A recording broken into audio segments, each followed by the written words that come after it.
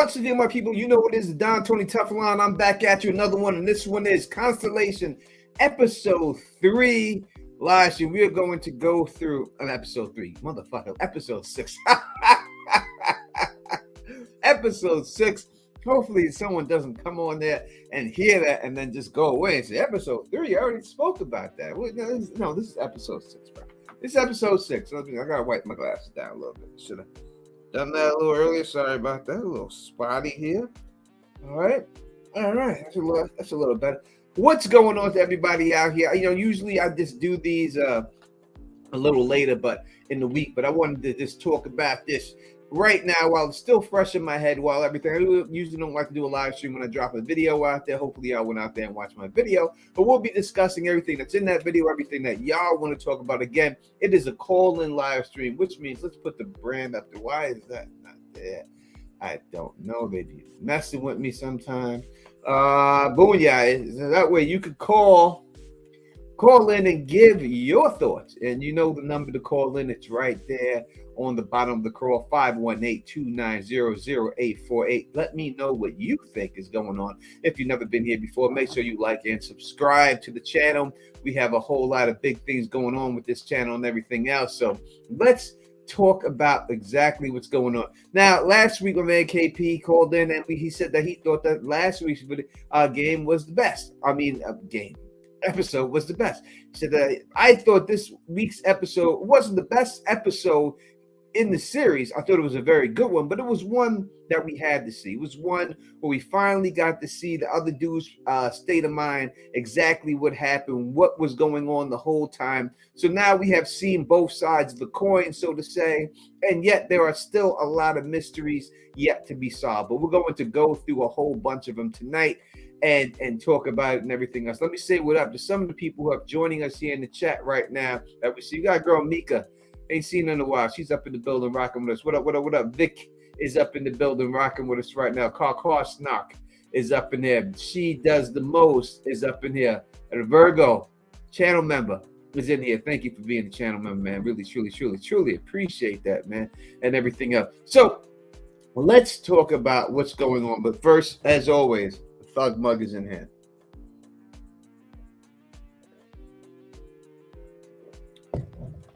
All right, let's talk about what's actually going on in this show. And actually, let's start with Joe. All right, we'll break down Joe first. So we see in this episode that Joe gets killed and dies. Now, this is not Joe 1. Now, I don't know how y'all want to talk about it. Would you rather say blue and red Joe, Joe 1, Joe 2? I'd say Joe 1 and Joe 2, but we could say blue and red Joe if you wanted to do that, if it made it easier for you. But this is Joe 1, and we see, all right, so let's break it down. So we start off with Joe 1. Joe 1 is the one whose daughter is able to speak their language. Joe 1 is the one who's married to a husband and never had the affair. Joe 2 is the one who had the affair. Her daughter does not speak the language. She plays the piano. She knows how to play the piano. And that's the difference between both of them, right? Joe 2 is the one whose daughter wears the blue hat. Joe 1 is daughter Alice wears the red hat. So we see the death of Joe 2 because it was Joe 2 where they were conducting the experiment on that ship right there. So we see the death of Joe 2 go down, but what we have to discuss is exactly how are these deaths going down? How are they happening? So when the light flashes in her face, are the bodies actually being transferred? Or is it just the consciousness of these people being transferred into the other body?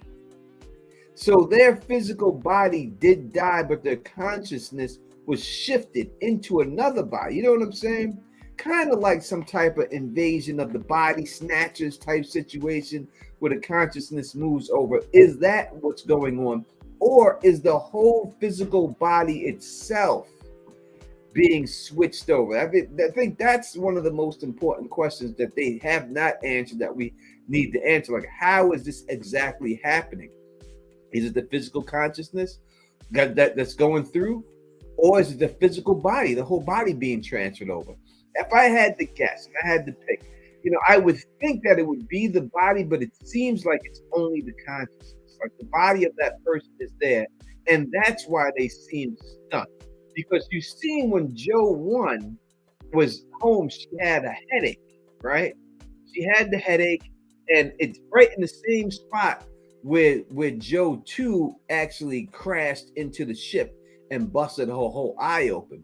But a really important thing about that is that when you see her floating down to bust her head open, the window was already cracked. It wasn't cracked when she got there, when she hit it. It was previously cracked. So something crashed into it, cracked that window, and caused that whole situation to go down. Now, if I had to guess, I would have to say it's probably Arika, the cosmonaut, because we did see her body floating away after. So most likely that's what happened. Now we know in the Joe 1 timeline that the body got tangled up inside of this International Space Station, but this time we see the body just floating down. And we also know in the second timeline that we don't see her at all. Like, they don't show her.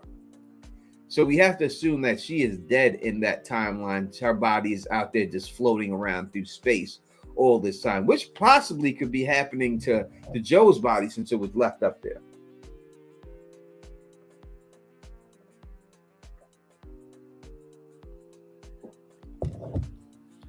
So we see the body up there, and Joe is up there. The experiment goes down, and then that's when the switch happens. But this time we see that the captain, what's his name? Peter? What is it? Peter? Paul? When he's up there, he all of a sudden is alive the whole time. And we see that when he comes down, that he experiences everything that Joe experienced, and everything that we seen that Joe thought she was seeing him. When she thought she was seeing him, he was actually seeing her at the same time. So it wasn't a one-way street. So every time she saw him, he was able to see her at the same time. We hear the words that he said, "You need to stop breathing." We heard that in episode 1 when he said that to her, and we didn't know why he was saying it, but now we know exactly why he was saying it, because he had a dream of the dead body breathing, and he got so afraid of this dead body. He didn't want to take that motherfucker back with him. He was like, "Now we're going to leave this body right the fuck up in here. We are not going to take this body with us out of here at all. This body's going to stay put 100%. We are not going to do it because, I'm not traveling." He made up this whole excuse. I don't know if the blood will get all over the place. And now maybe that's a valid excuse. It was valid enough that NASA basically said, we're gonna let that go. We're gonna let you go on that. We're gonna let you leave that body up there. Because when her head, let me tell you something, when her face was smack dab on that glass, it looked nasty. And the way the blood was it's so weird with space and the gravity and the non-gravity and the way the blood just like floats out the hole. And he put like a baby wipe in there, like a Huggies baby wipe or something. He stuck up in that hole and it plugged the hole with that and shit. It's weird to me how her face smashed so hard against that, causing her to die. You would think that she would have been able to brace herself somewhat. You know what I mean? Like somewhat put her hand out there to stop that impact. And if that impact was that strong, that the glass itself would have she would have just shattered through the whole thing. So it's weird to me that she was able to hit herself so hard, but the glass still not even break and stuff. Vic says he couldn't find the plastic bag. Listen, no, he couldn't find the plastic bag. He could have found, maybe some type of duct tape or something to put up on that motherfucker. He said, "Give me the wet wipe." Like, who was using wet wipes up there? For what? Is that what's going on?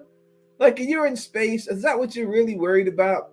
Wiping your ass with a wet wipe? I admit that I am a wet wiper, right? I'm a wet wiper. I don't like dry toilet paper. And who does, But I don't know if I was in space, that's something I'd be into or anything. They ain't got no space bidet up that little booty bidet up in there. They ain't got nothing like that for those astronauts. So they ain't got to be wasting wet wipes. Some shits ain't flushable. He got the non-flushable kind. It wasn't like, yeah, I know the flushable kind, the dude wipes. I know what they look like. This is the non-flush. These were those thick motherfuckers, those huggies, those loves and shit. Them thick ass ones. That's what he had up in those motherfuckers right there. Oh.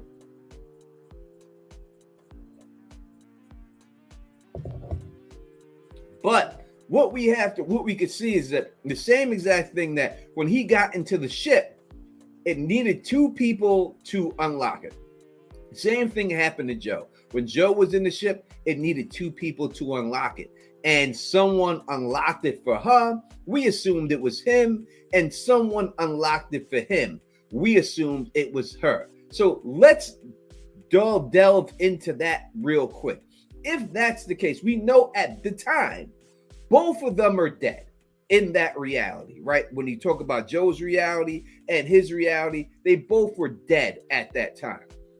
So that means you would say that somehow, the other one of them was able to affect it, which means only one thing to me. And you see the shadow, that there's three realities that we're dealing with here. We have three of them. As he said, that there is a white molecule or piece of matter, a black piece of matter, and one that is white and black that exists in both worlds at the same time, right? And I have to think that it was that third piece, the black and white one, that is inside, that unleashed that thing for both of them and allowed them to go back. That's the only way that I could see that going down, is if there's one that exists in both timelines that goes out. Because we go through that real quick, and we could see it more clearly when he gets back, right? When Paul gets back and he's being questioned, right? And then you have the guy that she had the affair with all upset and shit, right? He's upset like, yo, why did you leave Joe's body? But if Paul is in the timeline that we're thinking, he's supposed to be in the timeline where Joe did not have an affair. He's supposed to be in a timeline where Joe was loyal to her husband. So there would be no reason for this guy to get upset if he never had an affair with her. Now, he could have wanted to fuck her. Maybe he was sniffing around her a little bit, but it didn't look like he couldn't have went all the way with her. Unless this is a third timeline that he finds himself in. And even in this third timeline, him and her do get together, at some point. Because when you see the way the father reacts, Magnus, and you see the way the daughter reacts, and it seems like it's the same timeline that we see her talking through the iPad app, right? It seems like that's what it is. But I'm not entirely sure that that's what's going on. I think that's what they want you to believe in the show. But I think that he has fell himself into a third duplicate timeline, not the two that we're familiar with.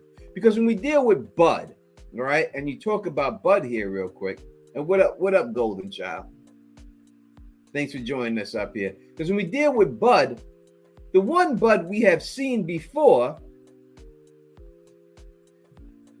see, I know it does seem like it is the red timeline. It seems like it's the one with the red car, like it's supposed to be, but it can't be that timeline. It has to be something else going on there, Vic, because in that red timeline, she didn't have the affair with that guy. In the red timeline, she loved her husband. So why was that dude with the affair so upset that he left the body up there? Only unless he was fucking her. But that couldn't be happening because she loved the husband. Just like, when you seen Joe 1 go back to Joe 2's timeline, and he tried to put his hand on her, she was like, yo, what are you doing? What are you touching me for? So that's what makes it weird. And real quick, we could talk about this. When Paul goes and looks for Bud, that doesn't seem like the same Bud. That seems like a 100% different Bud, because the other Bud we seen seemed to be, when he was on the cruise, he was a little ornery, but he wasn't dirty. This Bud was dirty. This Bud was an alcoholic that was out. The other Bud that we seen on the boat was with Irinka, whatever her name is. She was on the boat with him. He was smacking her in the ass and everything else and about to have his way with her, right? This Bud ain't nobody with his ass, and Irina is not in this timeline. She's gone. We didn't see her the whole episode. So that's the timeline where she is floating through space. So it's 3 timelines. They want you to believe that he's in the normal red card one, but it's the 3rd timeline that we've seen. It was mostly, I think they may have jumped back and forth in it and not showing the whole exact thing. We may not have been seeing the same guy, but guaranteed he's in the 3rd timeline. He is not in, we have the black timeline, whatever you want to call it. It's gold back there when he's talking to the guy. So you could say the gold timeline. But he's definitely in a 3rd timeline there.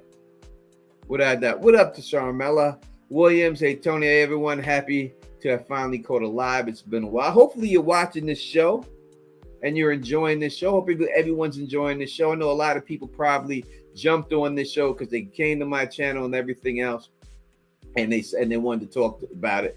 And they say, hey, Tony, here you go. The reason I'm thinking I'll tell you later when you get to it. I don't want to jump ahead. You can jump ahead. We're all over the place here.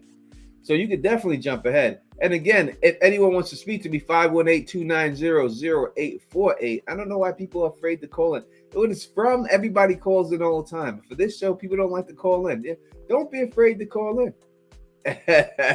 Sorry, I am. And so I haven't watched this week's episode of Shogun. I've been busy. Obviously, real quick, my book is done, but it's in the editing process right now. So I'm working with the editor every day to get this book consistent and get this book down. So I've been doing that day and night with her. So that's why I'm not able to put out as many videos as I am. I really got to buckle down and get that done. I think we're on chapter 6, and maybe 30 something chapters in this book or something like that. So we're going through it pretty fast, but yeah, we'll get getting that done. So that's the reason why I haven't been able to do it. I made this do a live stream instead for Shogun, instead of just doing the video for it.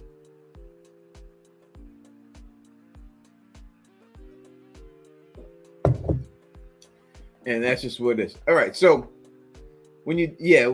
so I'm thinking here, because when you see that Bud is dirty. That Bud right there is the one, and I think I figured out Bud's motive in this whole situation. I think I figured out why he's upset, why he wants to kill Henry. I figured out everything. I think I figured it all out and everything else. Golden Shot. Will you have an audio version for the book? I hope so. I plan on it and everything else, but not right away. I'm going to try to sell hard copies first. And then after we sold enough hard copies, I'm going to use that money to pay somebody to do the audio version of the book. So we got to sell enough hard copies. It's all about how much we sell. We sell enough hard copies of this book and I can hire someone to do it, I'll do it. So, as long as people come out, listen, people come through, they go buy the book, they drop the $15 and buy the book, and we get enough going there. You know what I mean? We're gonna have it. We're gonna have that. We're gonna have all that. So let's just hope that people spread the word and buy the book and buy 2, give 1 to your friend. That would be the best bet. Buy 2, it's doing cost you $30. Buy 2 books, $30, give 1 to your friend, and let's keep pushing and get this thing going. I promise you that the book is going to be well worth the money. It's going to be a very good book. You give it a chance and you read it, not because it's mine. The story is solid. It's a really good story, and it's only part 1. And it's gonna you're gonna want to read part 2. Trust me.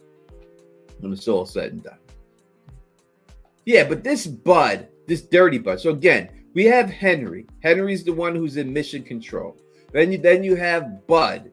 The first Bud, he was the one who was on the boat, who pushed the guy overboard. He was the one fucking Irina. And then we see this other Bud who I don't think is that same Bud from the boat. He seems like he's dirtier. It seems like he's a wreck. He says that he fixed that. Now, look, he says that the people died there, and that's what I think happened, and that's why he's so a mess.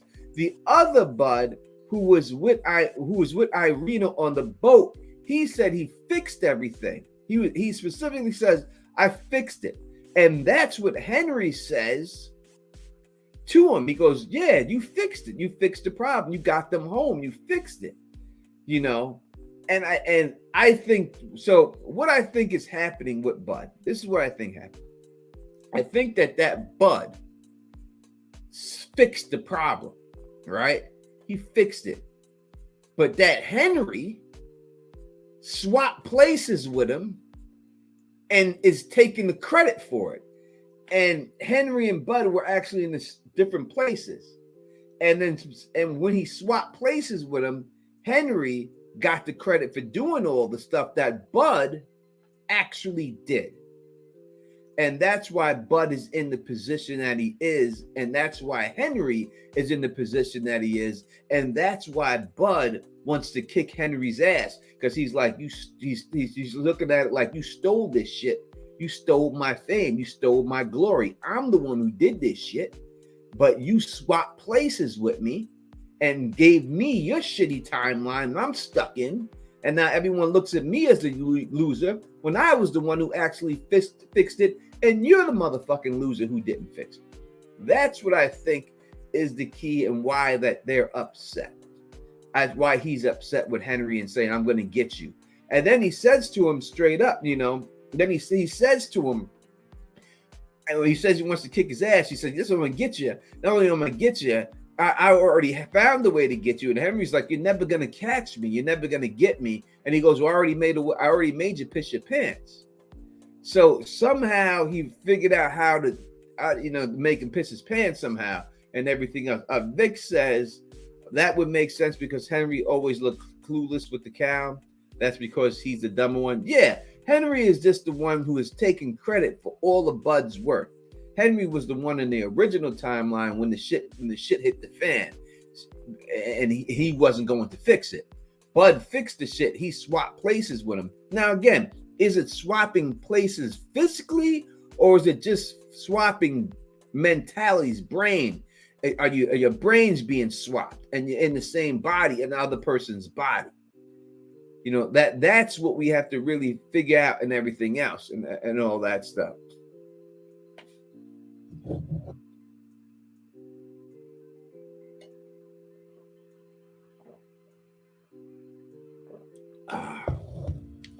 And all that. So that's what I think is going on there. All right, we'll talk a little bit about the picture. The picture inside of the cabin. Now, the first time we've seen the picture, it's a combination of the two pictures. It's the one picture with the angel wings, and it's the other picture with the changeling. Now, since this is my channel and y'all are all on my channel, I think we are all familiar with what the changeling is. We have just covered that show, The Changeling, and we all know what the changeling is. In case people have not, watched the changeling. A changeling is a baby that is swapped for a human baby by usually some type of a fairy, or some type of ogre, and they swap the baby and take the human baby. Now, whether they eat the human baby or not, we don't know. Like, some people say they do, some people say they don't, depending on the law, whether it's Irish or whatever. And then only way to make the changeling baby turn back is to inflict pain on this baby so it turns back to its true form. Also, they say when the baby laughs, you can hear the different laughs. But if you torture the baby, then usually the fae or the fairy will come back and say, hey, what are you doing being mean to my baby? Give me my baby back. And then that's when you get your baby back, right? But I don't think it means that a baby has been swapped. I think it's just the action of the swapping is why it's there. That people have been swapped into different timelines or different alternate dimensions is the fact of what's going on, not the actual babies are being swapped. But inside there, you see the daughter, and this is the red hat Alice. You see her do everything the mom would want to do. She said, listen, drive your ass across this river and get me in that house. And he's like, I ain't driving across that river. But we seen Joe, when that shit was blocked, she drove right across the river. And the blue hat Alice was scared to death when she was on the river. But if it was red hat Alice would have been cool with it. So she must have already seen her mom do it before and know it's good to go. And Joe seems to take after the father. The blue hat Alice seems to take after the father more. Now remember, blue hat Alice doesn't like Joe that much because blue hat Alice knows that Joe cheated and left her. You know what I mean? For that other guy. So she got no respect to it. Especially when she called her when she was like a doofus or something like that, she said to her, right? When she dropped when she spilled the stuff. Refilling of Thug. Ms. Ugg.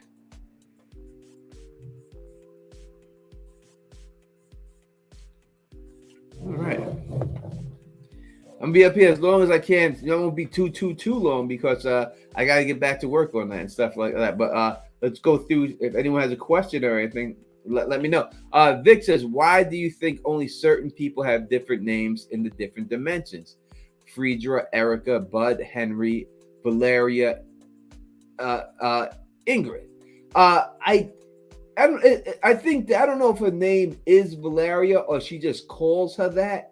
Like she's afraid of her and that's the name she makes up for her. But as for, I think that Henry's name, Bud's name was Henry, but he specifically says, I go by Bud, right? Like when he's on the interview lady calls him from News Nation. Ashley from News Nation, she calls him Henry.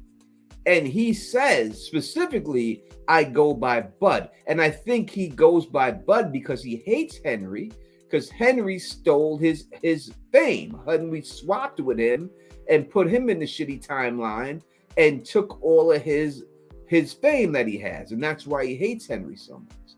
So, but as for Erica and Friedra, that I can't say why they're different. Also, the daughter's name is different too. The nickname for the daughter was different, so I think that, listen, the parents just named them something different in that timeline. I mean, I can look at it like this, like, it could be a situation, a timeline, like, I think it would have gave it away. That's why they didn't do it. But easily he could have had a boy in that timeline instead of having a girl, right? For a daughter, he could have had a son. I think they could have went that route with it, but I think if they would have went that route with it, then everyone would have understood what was going on too early. So instead of doing that, they do the change of name, and they wanted to do that this so that you knew that there was something else going on. They had to do something, and again, I think that the change of sex is too dramatic. So let's take one character and change her name,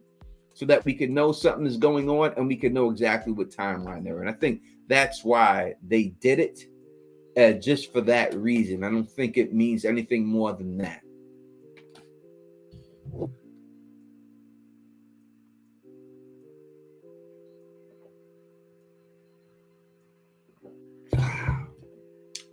Tastes good. All right, let's keep it moving. Let's go. Lady Ace, channel member. Your channel member, you automatically get a shout out as soon as you come in the building. That's just what it is. That's what we go. We stop the show for you. What's going on, Lady Ace? Hope everything is good with you. Let's continue. I know, Vic, you said there's other things we wanted to talk about. And you didn't want to jump ahead. I don't know if that was what you were talking about and everything else. But we also see that when Paul goes to the grave site, we see that he is able to see Joe. He's waiting to see Joe. I gave a little update on that, Lady Ace. He's able to see Joe when he goes there, and it's in. We've seen Joe do the same thing. And the crazy part about it is they're there at the exact same time. You would think that they would go to the thing. They would go once, But to be there at the exact same time is what throws me off. Like the exact same time, they just happen to be there doing the exact same thing. But at the same time, she went to go to his grave, he went to go to her grave. They both had the same white flower when they went there. I mean, I don't know if white flower is significant. I mean, usually I've seen people put roses or whatever, or it can whatever, fucking see carnations, right, or something like that on graves. I'm not too familiar with the grave flower policy is, but I don't know if it's just you do put white roses on someone's grave. I don't know if that's what you do. I'm not familiar with that why people do that, but maybe that's what it is and everything else. But thank you, Lady Ace. I appreciate it. I appreciate the support. The book is going great. Again, it's done. I'm just working with the editor every day right now, trying to get these final edits done. The first 4 chapters are edited and ready to go. We're up to chapter 5, and I'm knocking out probably 3 chapters a day. I would say we're doing. I'm working every day with it, so we're knocking out like 3 chapters a day. It'll be done before you know. Give me a couple more weeks, and then that'll be done. And then we'll have it formatted, and then we'll go. Thank you so much. I truly appreciate the love. Definitely need it. Had a rough day today. Been a rough month for me, and hopefully it gets better. But I don't see it getting any better. But I will say that I'm getting trimmer. My health is getting better. I'm getting trimmer. I'm in the gym working out and everything else. Losing a lot of fat, maintaining muscle and everything. So that's going good and everything else. But besides that, everything else is good. Thank you so much. I truly appreciate it. And everything. You can always try. I can tell you. I give you a secret about the Don Tony Tough. I'll give you an inside scoop. You can always tell how I'm feeling by how thick my beard is. If my beard is really big and bushy, then I'm really depressed, because that's where I just let it go. I don't give a fuck.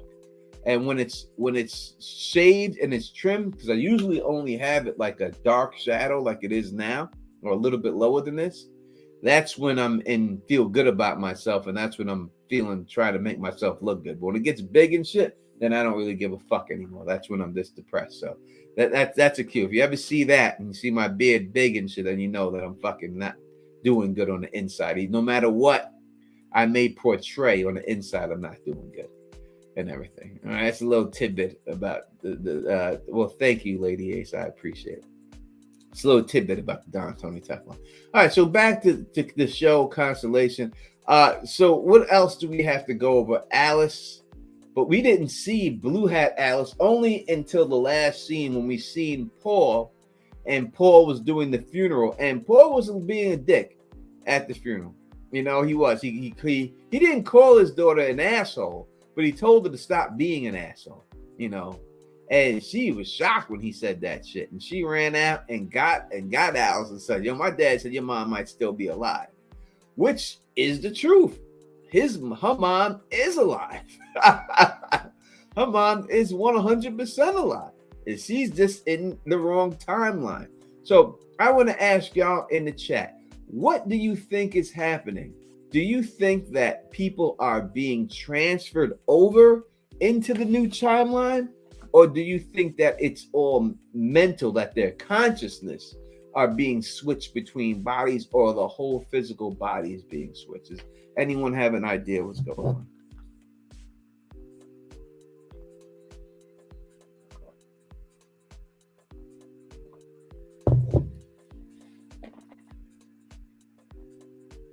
Anybody?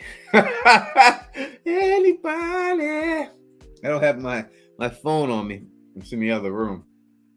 Because if I did, I would gift. I don't know. I wish Phil I would gift some channel memberships. I know I get to gift some channel memberships, and I would definitely gift some. Let me see if I can do it real quick while y'all try to find that. Let me see if I can gift some channel memberships, if I'm able to do that. I don't know what feed that was that he did that on.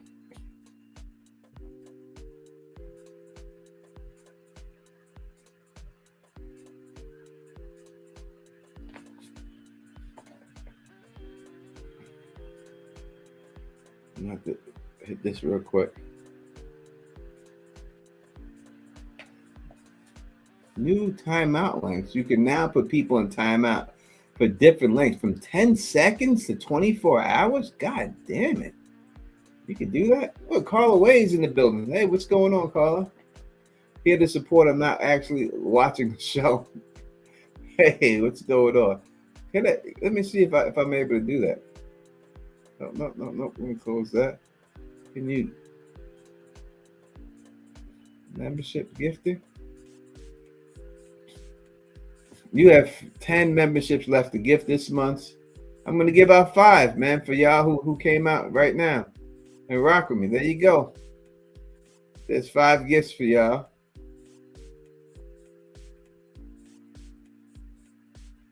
So now we have 5 new members right here, channel members and everything else.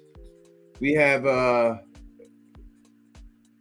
Sunshare Paris is now a member for Teflon TV. Thank you so much. Lady Stonehearted Kimmy G is now a member of Teflon TV. Thank you for being a member. Who else? It's 5 of y'all who got it. I don't know who else got it. I see 2 who got it and everything else. And don't be shy. You know, don't be shy. Don't be shy and everything else. But yeah, now we got 5 new members. Thank y'all for being a member, for rocking with us. Even if you're not in the chat and you don't want to talk. I know when I do that, it sometimes exposes people who are just in the back and don't want to be known if they're in there and everything else. But I'm sorry, but hey, you get to be a member. And that's what it's all about. You know what I mean? Yeah, and that's the way it goes. Carla Way, what's going on? What's going on? Yeah, that's right. Get those exclusive emojis of the Don Tony Teflon. Your boy Phil the Issues guy. Bridge 4. You know, we got those LMR. We got all those special emojis, and I need to get more members in order to put more emojis. Listen, I will start putting emojis of the people who are members up in here. Like Carla Way. We'll give Carla Way an emoji. We'll make her emoji, guaranteed. We'll get anyone who is a member of the channel. We'll start making Lady Ace. If she had a picture, we would do that and everything else. We'll put that up in there. Debbie is now a member. Thank you, Debbie. We'll make emojis of I promise you I will. We just got to get enough up there and everything else. So now y'all members and everything else. Thank you for being a member. Thank you for rocking and coming and all that good stuff and everything else. Truly, Bridge 4, the Don Tony Teflon, Phil the Issues guy. You know who we are, the usual suspects, baby. The usual suspects. We'll be back during the House of the Dragon doing our normal stuff.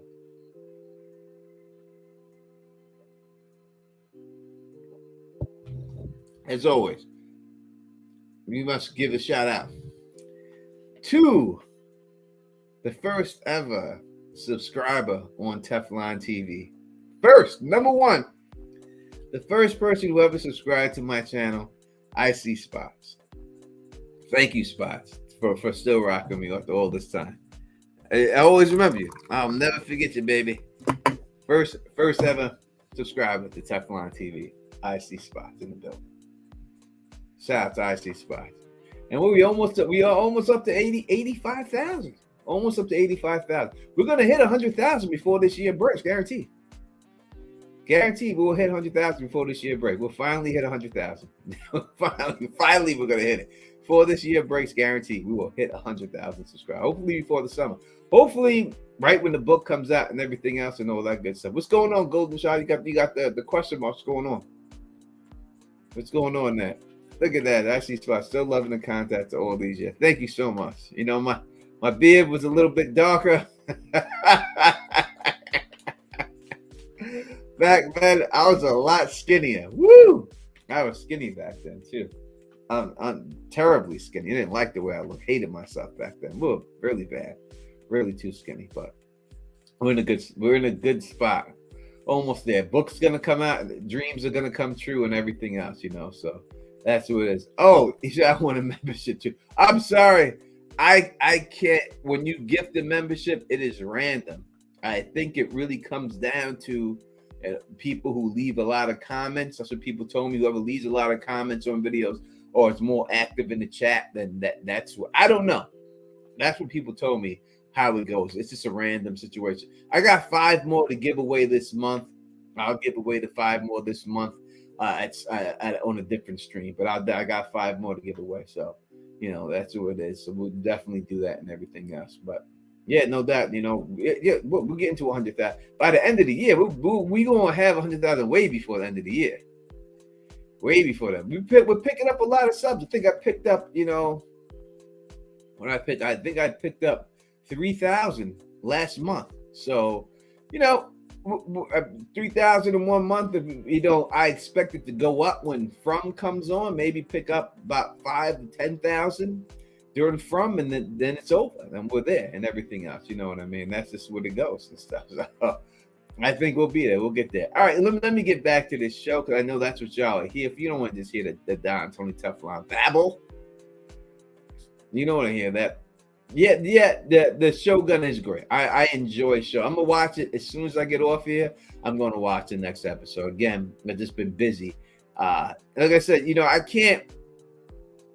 How can I say this? As much as how can I say this?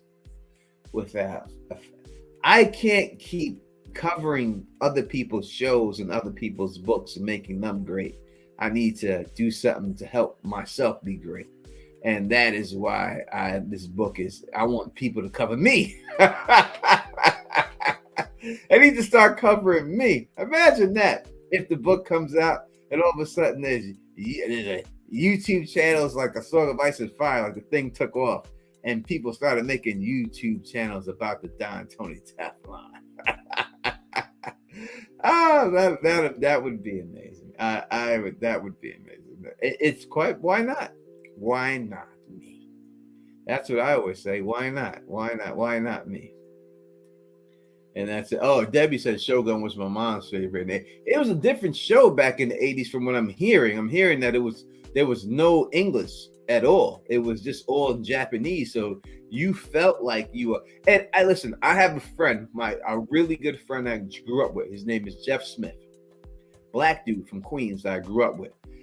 He moved to Japan, but before he moved to Japan, he speaks such fluent Japanese that he was an interpreter for the UN for Japan. Not for the US to Japan, for Japan to the US. That's how great of an interpreter he is. And I'm going to have him come on the channel. I'm going to do a live stream.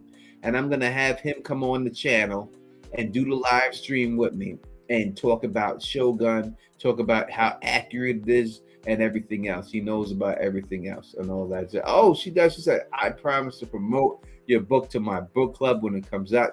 Thank you so much. Just tell them, hey, this is the new book we do. How many people in your book club? Tell them, this is the book we doing. This is where to buy it, and let's go. That's, you know what I mean. That's what it is. That's where we go and everything.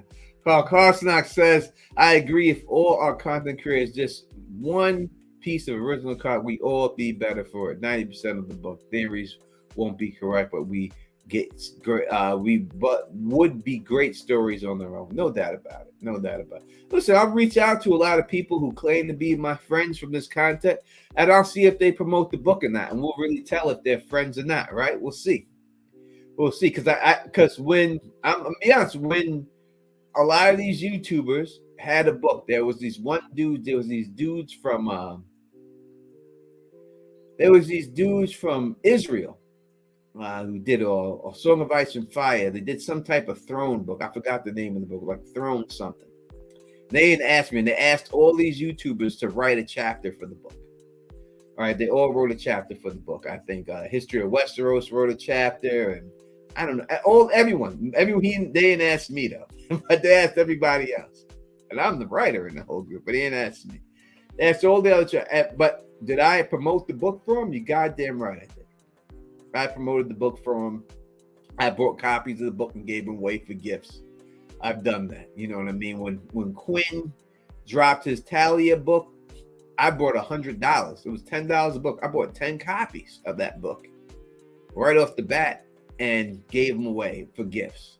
I dropped 100, oh, not 100 bands. I dropped 100 on it. You know what I mean? Support. So I have shown Smokescreen came out with his book, and I have no doubt that Smokescreen will help, and I have no doubt that Quinn will also.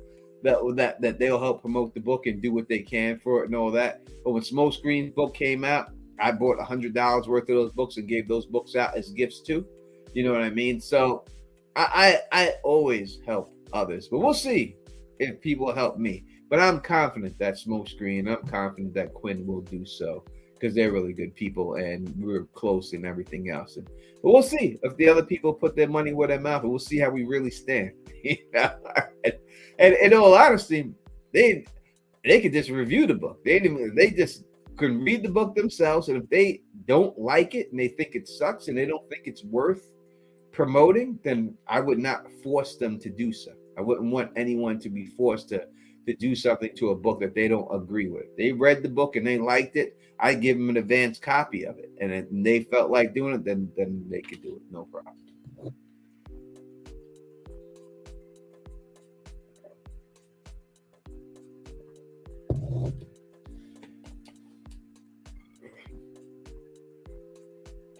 Get other people to write your book. That's a new. I would never have anyone write shit. No, that's. I would never do that. It's not my book then. I've ghost written children's stories for celebrities, but this is a different thing. This is me, man. This book is my it's 5 years in the making, man. So it's a lot of my life in here. So it's really important for me to put this book out,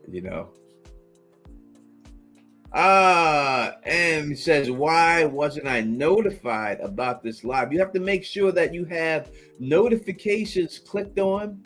And when you click on notifications, you have to click on all notifications. If you only don't click on all notifications, it won't give you every notification about that, what happens on the channel. Make sure everything else goes on. Carl Strike, we might take you up on it. We might take you up on this, We might take you up. Listen, if my book sold like 1 million copies, I will come on here butt naked. I would do it, guarantee. All right, let's get back to the show Constellation. We'll have a lot of fun out here and everything. Got nothing but love for you, MD. Nothing but love for you too. So in dealing with it in the end, no one answered the question. I asked the question, no one answered it. Do you think that it's their physical body that's being transferred over, or just their consciousness being pushed into somebody else's body? Nobody answered that question. But I really thought it was the physical body being pushed over. I really do. But the more I think of it, it might not be. Now, when we see her smash her face, I keep saying that too, but when she smashes her face into the window, why did she smash her face into the window? Was it that her consciousness got swapped and she didn't realize where she was at, and then at that time she smashed down? Or was her body swapped and she didn't realize that she was in the spot where she was at, and while she was in that spot she didn't have time to react and she smashed her face? Because it just seems so random the way she died. You know what I mean? It just seemed like, it just doesn't seem, I never been to outer space, but it seemed like there was no gravity at all. Now, I'm sure that the window was cracked. There wasn't a hole in the window, right? So what forced her down so hard? Did the gravity all of a sudden come back? All of a sudden there was gravity in there and she just smashed her? Is that what happened there? Is that how it went down? I'm just trying to figure it out, because she seemed like there was no gravity, and all of a sudden she was shot like a rocket all the way down. with enough force, I'm gonna assume that it fractured the skull, maybe broke her neck when she hit it the way she hit it. Because I don't think, the head bump. And you know what's funny? I've just been thinking about it. I think, she got the same injury almost that she gave to Magnus. Did anyone notice that? I just noticed it right now, just thinking about it. Like when she beat up Magnus, pushed Magnus and hit him in his head, is that the exact same spot where she crashed into the window? I think it is. I think it's the same thing. Debbie says it really looks like she's watching herself. It does. It definitely does. 100%. Carl says yes. It's kind of hard to smash into things at zero degree if you have been floating around. Yeah, that's what makes it so weird. Like, I don't understand how she actually hit that with so much force. I can see her bumping off it, but it was like she was shot down there with a rocket. I just don't know how it was done. It's physical, but the conscious are linked. And he says, Bud made Henry wet himself. So I would think that would be more mental. I don't know if that would be physical, because Bud did it. So somehow, Bud was, if it's just consciousness, right? And not physical, but just consciousness is swapped. Bud may have figured out how to become the black and white particle. You know what I mean? Where you exist in both worlds. And because he was able to become that particle, he was able to make this Bud wet himself. You know what I'm saying? That's what I think is going on there. I don't know if it's actual physical bodies being swapped through different dimensions or alternate timelines. I think it just might be the brain being swapped. I remember Dr. Doom did that. If y'all a comic book fan, Dr. Doom did that. That's the first time I ever heard of anybody doing it. Dr. Doom did it to save his life. Phone call. Let me get this. From out here too. Call from. To accept, press 1. To send a voicemail, press 2. Let's accept it, even though this person didn't say who they were. What's going on? Hello? What's going on? Hello? What's up? Who is this? This is George. What's up? Who? George Smith. You couldn't make up a better name than George Smith? That's my name. What do you want from me? Oh, come on, man. George Smith. It is. Really? Yeah, bro. Out of all names, my name is George Smith. Your name is not no damn George Smith, man. Come on, man. Yeah, I am. So, this Interstellar show, is it full of black people? It's like figures and stuff? Number one, it's not Interstellar at all. That's not the name of the show. At all. That's not so. I mean, did you really want to come on here and just say some racist stuff to make that make your dick hard a little bit? Do you feel bad? You gonna jerk off now or something? Is that what you're trying to do? Already. Come on. I mean, I understand people. I don't understand people. Like number one, I see your phone number that you're calling me from. I can see your phone number and everything else. And what do you want to do? You want to call up here and waste your time to call in just to make some racist comment? I mean, it makes no sense. And the same person called in again. This is when you have to just block them. And that's it. That's all you gotta do. Real simple. That's all. It's real simple. And then you come over here to this person right here. And then you take this right here. And then that is the end of that situation. He definitely did say the N word. He definitely did. He definitely did. He definitely felt good about himself.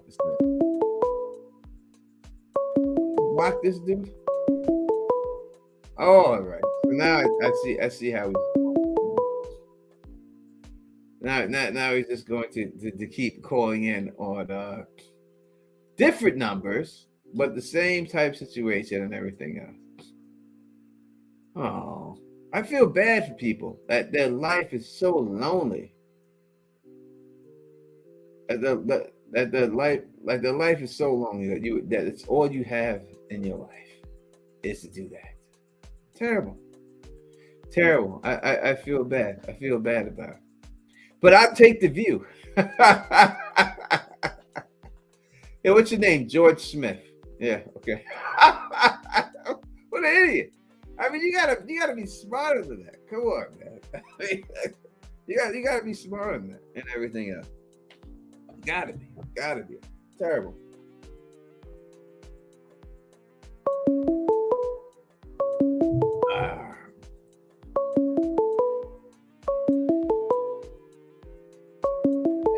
I don't think you must not realize that I could see the number.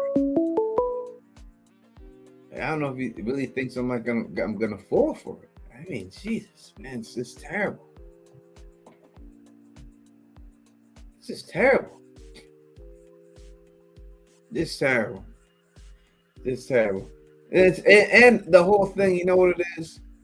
You know the depressing thing about it is too, that when you heard the voice of this individual, that was a young person.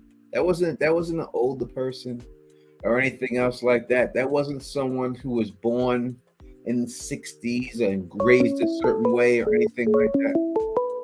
You know, it wasn't that. It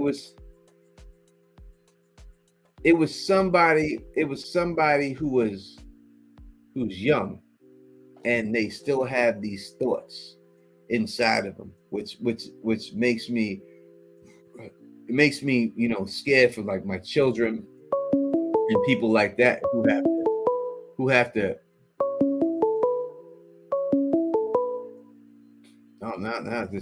they're just picking all types of random numbers to call from. That's terrible. Yeah, it's like no one's gonna fall for it, man. It makes no sense. It makes no sense. No one's gonna fall for that stuff and anything else, you know. But it's just sad that someone so young that would be their thrill and everything else. You know what I mean? That would be it. No, it's not his number. That what they're doing is they're calling from like a Google voice number, and they're changing the Google voice number so that they can just call from any number, and that's what they're doing. That's all. So so they can't be tracked and everything else. And it seemed like he was nervous when he first got up there. He didn't know what to say. Like he had to get up the strength to say it. But in the end, you know, this is the world we live in. We live in a world where there are people out there who are just say stupid shit, who are racist, and this is going to be that way. You know, most likely, my father used to always say to me when I was younger, he used to always say, a racist guy is a little dick guy. He said, all little dick guys are racist. If you got a big dick, you're never racist. He's like, oh, you can always tell a racist because racists are dudes with little dicks. That's just the bottom line. He said, that's just the way it is. That's just the way it goes. You know what I mean? So, little dick dudes, man, just jealous of the world. That's it. He used to always say, so you never see no dude with a big dick racist. Never. Any dude with a big dick ain't racist. He said they good. It don't matter what color they are. Little dick racist.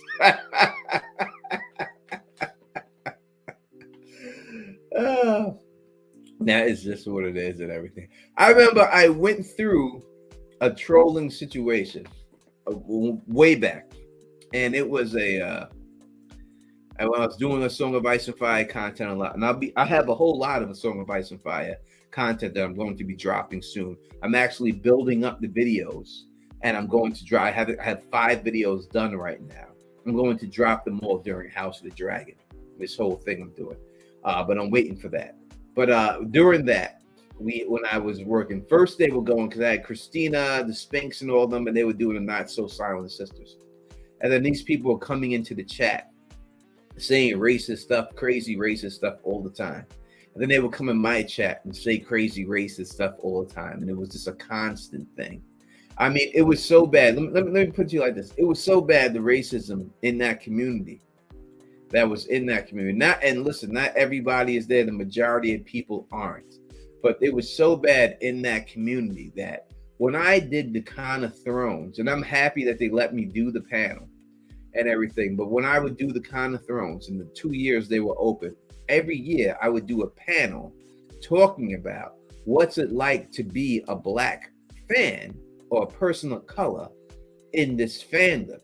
And we would have a packed house of people of all color, mostly Black people, and every one of them would have stories of how racism has affected them when they were just trying to enjoy a book series.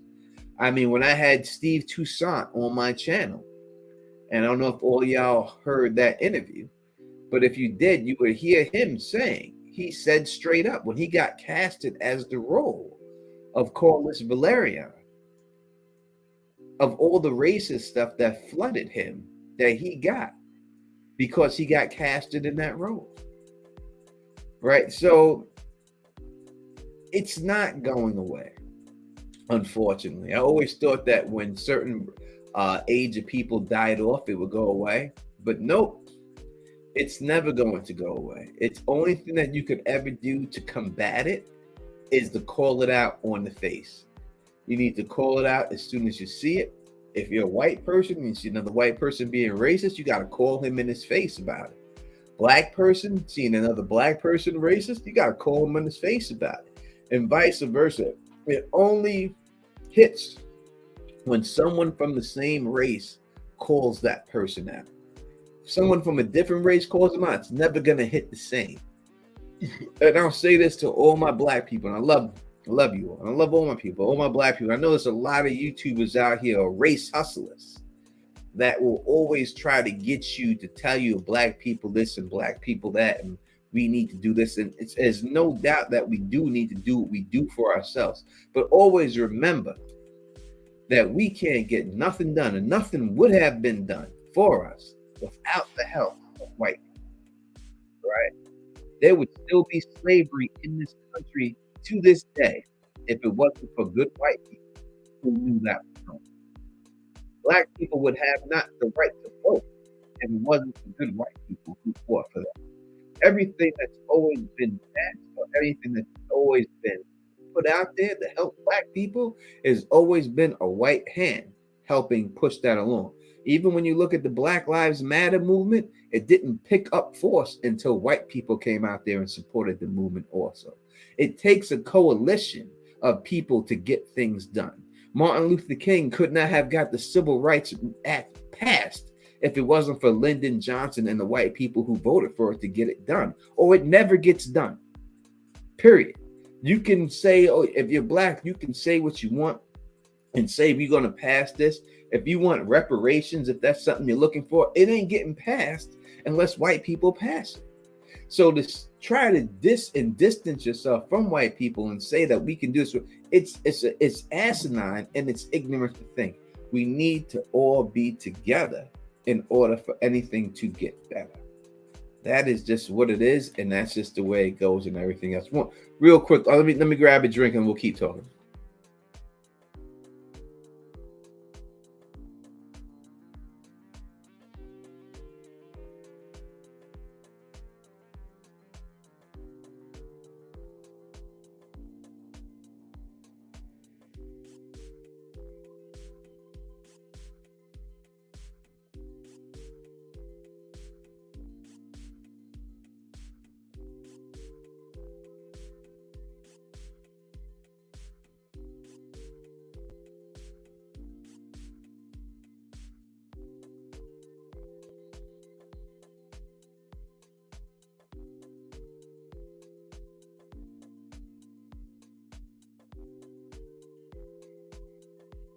I'm back.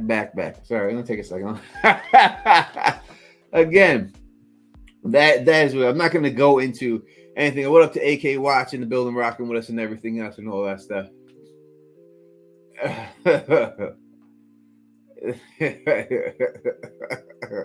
Yeah, that's what it is, Carl Costa.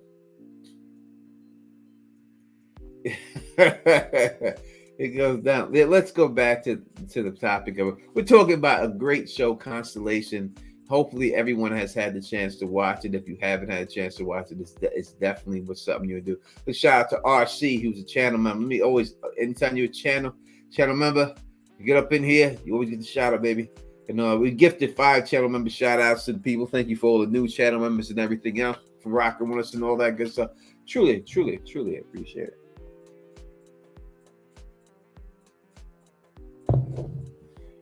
Truly appreciate it. 100%.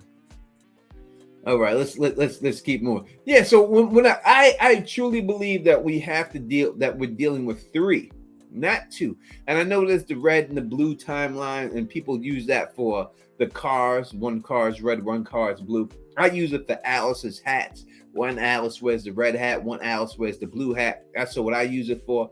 But I think in the end, it's 3 different timelines, and that's what it is. Mrs. T says, in the end, what timeline do you think? I think the timeline you end up with is the original timeline. It is the one with Joe, who is married to her husband, her daughter. I would say, if you want to say the red hat Alice, I think that is the timeline. I think that is the one that it's supposed to be, and everything else. That's what it is. What up to Hannah in the building, rocking with us right now? Let's highlight her. Debbie says definitely 3. El Vago is back. Mod Mary is in the building, rocking with us. We got all the people for rocking with us and everything else and all that. And if you ain't watching this show, I suggest that you watch this show and do it on your channel too, man. Because I think you get not that listen, ain't getting the viewership, but I'm telling you, AK, this is a really good show. Something that you and your girl Meek, what's her name? Maniac Meeks? Is that it? Is that what it is? I'm sorry if I'm saying it wrong. I think that y'all can give really good commentary on this stuff. I think this show is amazing, and I see how it can continue. Like when this show first came out, I figured it would be a one and done season, but I can see now how they can just keep going and everything else. I think it can keep going and everything else. So I do think that it is supposed to be a series more than one season and everything else and all that. Yeah, Debbie says there are 3 pictures. The cabins. The paintings in the car are 3 different ones, two real ones, one is a combination. Yeah, that's exactly what it is. So you have 2 real pictures, and then one is a combination on the cabin and stuff. One is the angel, one is the changeling, and then they show the changeling angel like on the stretcher and shit and everything else. But yeah, as I said, when you deal with Bud and Henry, you have Henry, and then you have the Bud who was on the cruise ship, who was smacking Irinka in the ass, and then you have Bud that was the drunken guy who shot and apparently killed this dude at the end of the season, at the end of this episode. So I think that's the easiest way to see that there is 3 right there. But I think also the boyfriend, the affair dude, is a way to see it too, because you have Joe when she didn't have the affair, then you have Joe with the affair, and then this episode we have a guy who was mad like he had the affair with her, but supposedly he's in the timeline where she didn't have the affair, so there'd be no reason for him to be mad unless it's a 3rd timeline, and in 2 of those timelines she did have an affair, and 1 she didn't. Tracy G is in the building. Rocking with us and everything. Thank you for everybody coming out here and rocking with us out here on this, what is it, Wednesday night? I lose track of time. I lose track of time. And everything else. As Fernandez says, quantum 3 up 3 physical states, right? 1 matter, one black matter. And I also think that this does put something on From. I think From there's something else going on here. So I have put the theories out there. I have given you the reason why Bud and Henry don't like each other. I gave you that. Put that theory out there. Put that theory out there and everything else. Hopefully, yeah. Listen to the theory. You'll see that that theory is correct and everything else. I put that theory out there. I put a bunch of theories out here tonight, and y'all have put some out there and everything else. So it's always good to have great theory discussions with all y'all, and that's what the channel is about. And it's not about being right or wrong. It's just about putting them out there and everything else, and that's it. Yeah, From is a badass show. But you know what I was thinking about From? I'm going to say this. I'll say this right now. Real quick about From. Let me say this right now. Real quick. I'm going to do a video on this and everything else. So I'm sure that there could be some other From YouTubers creeping in the background. I might put it out there and everything else. But I'll say it in a second. Let me take this question. My marriage to Tony Teflon. Do you think this part of quantum physics has a black hole aspect like some characters are in? I need a little bit more details of what you're trying to say. Do you think that there's a black hole aspect? Meaning what? Like what do you mean, like the black hole aspect? Like people have traveled through the black hole, like there's two different sides because of a black hole? What do you mean? I mean, if there was a black hole aspect in it, you would see. I mean, she did smash her face into that window. Maybe that gravity. I need to know more here. All right. So what I was thinking about this was From. I was thinking about this. When they showed the body of Irene, right? And she was floating through space for all that time when she was in space, right? Her body was mummified from floating in space. That's what the remains were. That's what they said. That's what she said the remains were. She specifically said mummified, right? When I had the actress who plays Chrissy on the channel, she specifically said when she did the autopsy that the insides were mummified of these people, of the creature. The creatures were mummified. So if we're going with this is some space shit, the mummification of Irene, the Russian astronaut floating in space, right, was mummified in space. Now we have these creatures whose bodies happen to be mummified, but still moving. It could be an aspect of space and prove that there is some space situation going on there and everything else. 1 second, I have my phone in my other room. I gotta take him.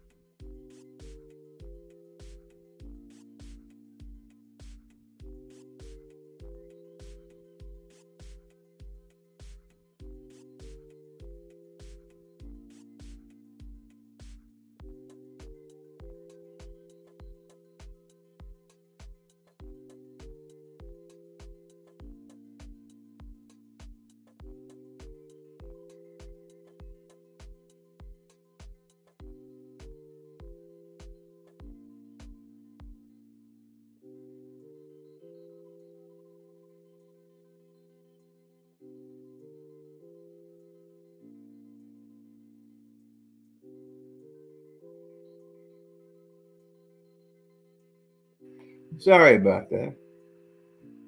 I'm back. I'm back. I'm back. I'm back. I love the name Debbie. I love the name Debbie. I love the name Debbie too. Debbie is my name of my. I consider her my godmother. Debbie, white woman from Long Island, my mother's best friend. I love the name Debbie. In fact, I think I think I was so attracted to Debbie when I was a child that it affected my adult life. Oh, she was so beautiful and everything. But yeah, so I think that, you know, I won't go into that and everything else, but yeah, you know, I think it could have something to do with outer space and all that, because it's the space that does the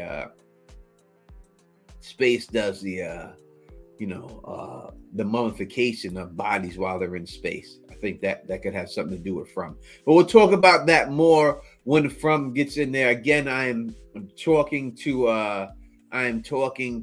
Liz to have the onset interview.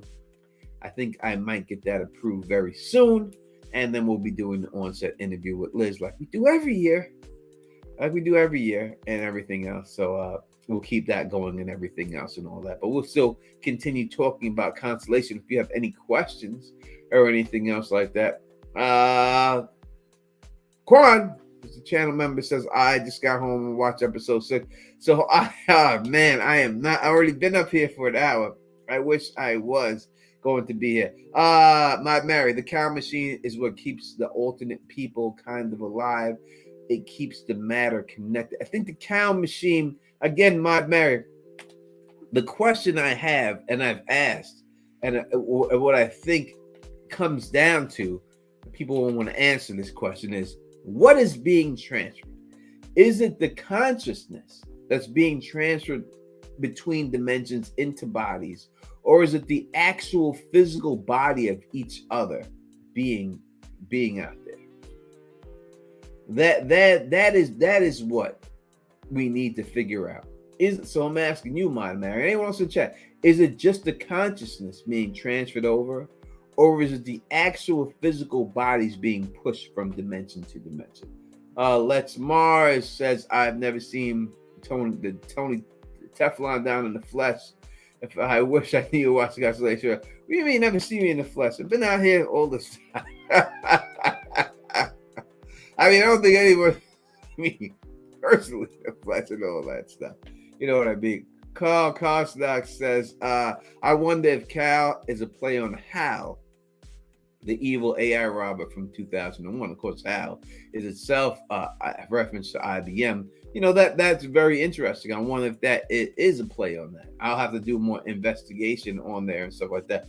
Golden Shots, I think we're seeing parallel. Yeah, but they're being swapped in between these parallel universes, is what I'm saying, Golden. And what I'm asking is are the physical bodies of each person being swapped between the universes, or their brains being swapped into each other's body? It's either one or the other. And I think once we figure that out, everything else will be easy to figure out. So is it the physical bodies being transported to the altered parallel universes, or is it the brains being swapped? And I think it's most likely the brains being swapped, but the physical body staying in place. What do you think, Mary?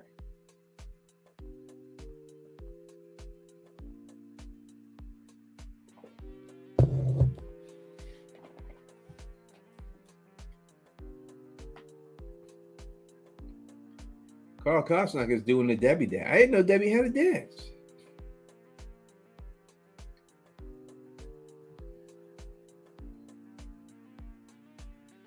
Mars says, I haven't watched the channel since the Better Call Saul's days. Just took a while before you covered something I was watching. Oh, I hear you. Those are some good days. Let me tell you. I missed the Better Call Saul days. I said Sal. I used to say Sal all the time. If you watch the channel, you used to always say it. I'm from Queens, New York. I used to always say Better Call Sal. But I miss the Better Call Saul days. I truly do. Those are some good times and everything. I wish the show never ended. My Mary says the theory is that an atom splits off and recreates a twin of itself, is able to exist simultaneously. The brain of the original is stuck in the first timeline. The alternate or twin is new. All right. That is not the question that I'm asking. Is it just the consciousness? I think it's just the consciousness.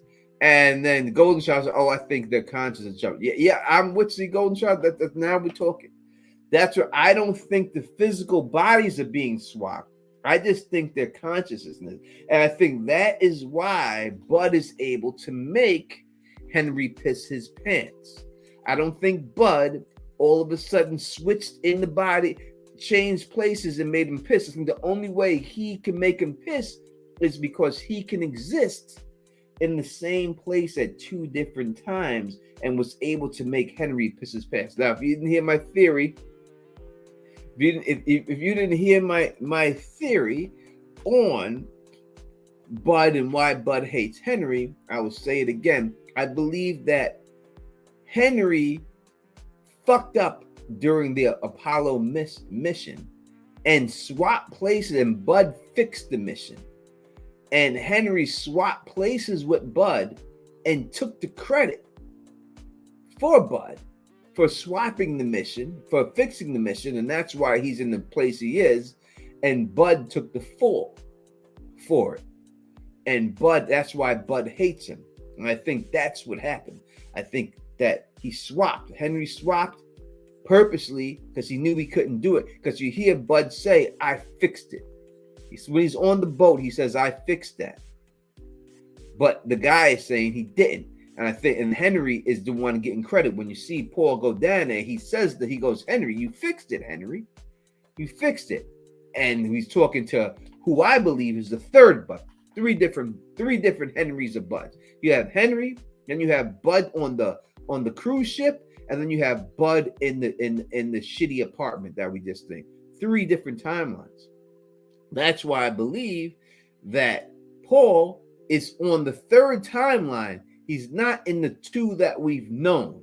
And I know that that's what they want you to believe, that he's on that second timeline, but it's not. It's the third timeline that we've seen him in. That is not the second one. He's on the third, because I'm telling you, there's no way she did. There's no way. I think she's in that third timeline. I think Joe is with her family, but she's also fucking this guy on the side, but the family didn't find out yet. And I think that is why that guy was so upset about leaving the body up there.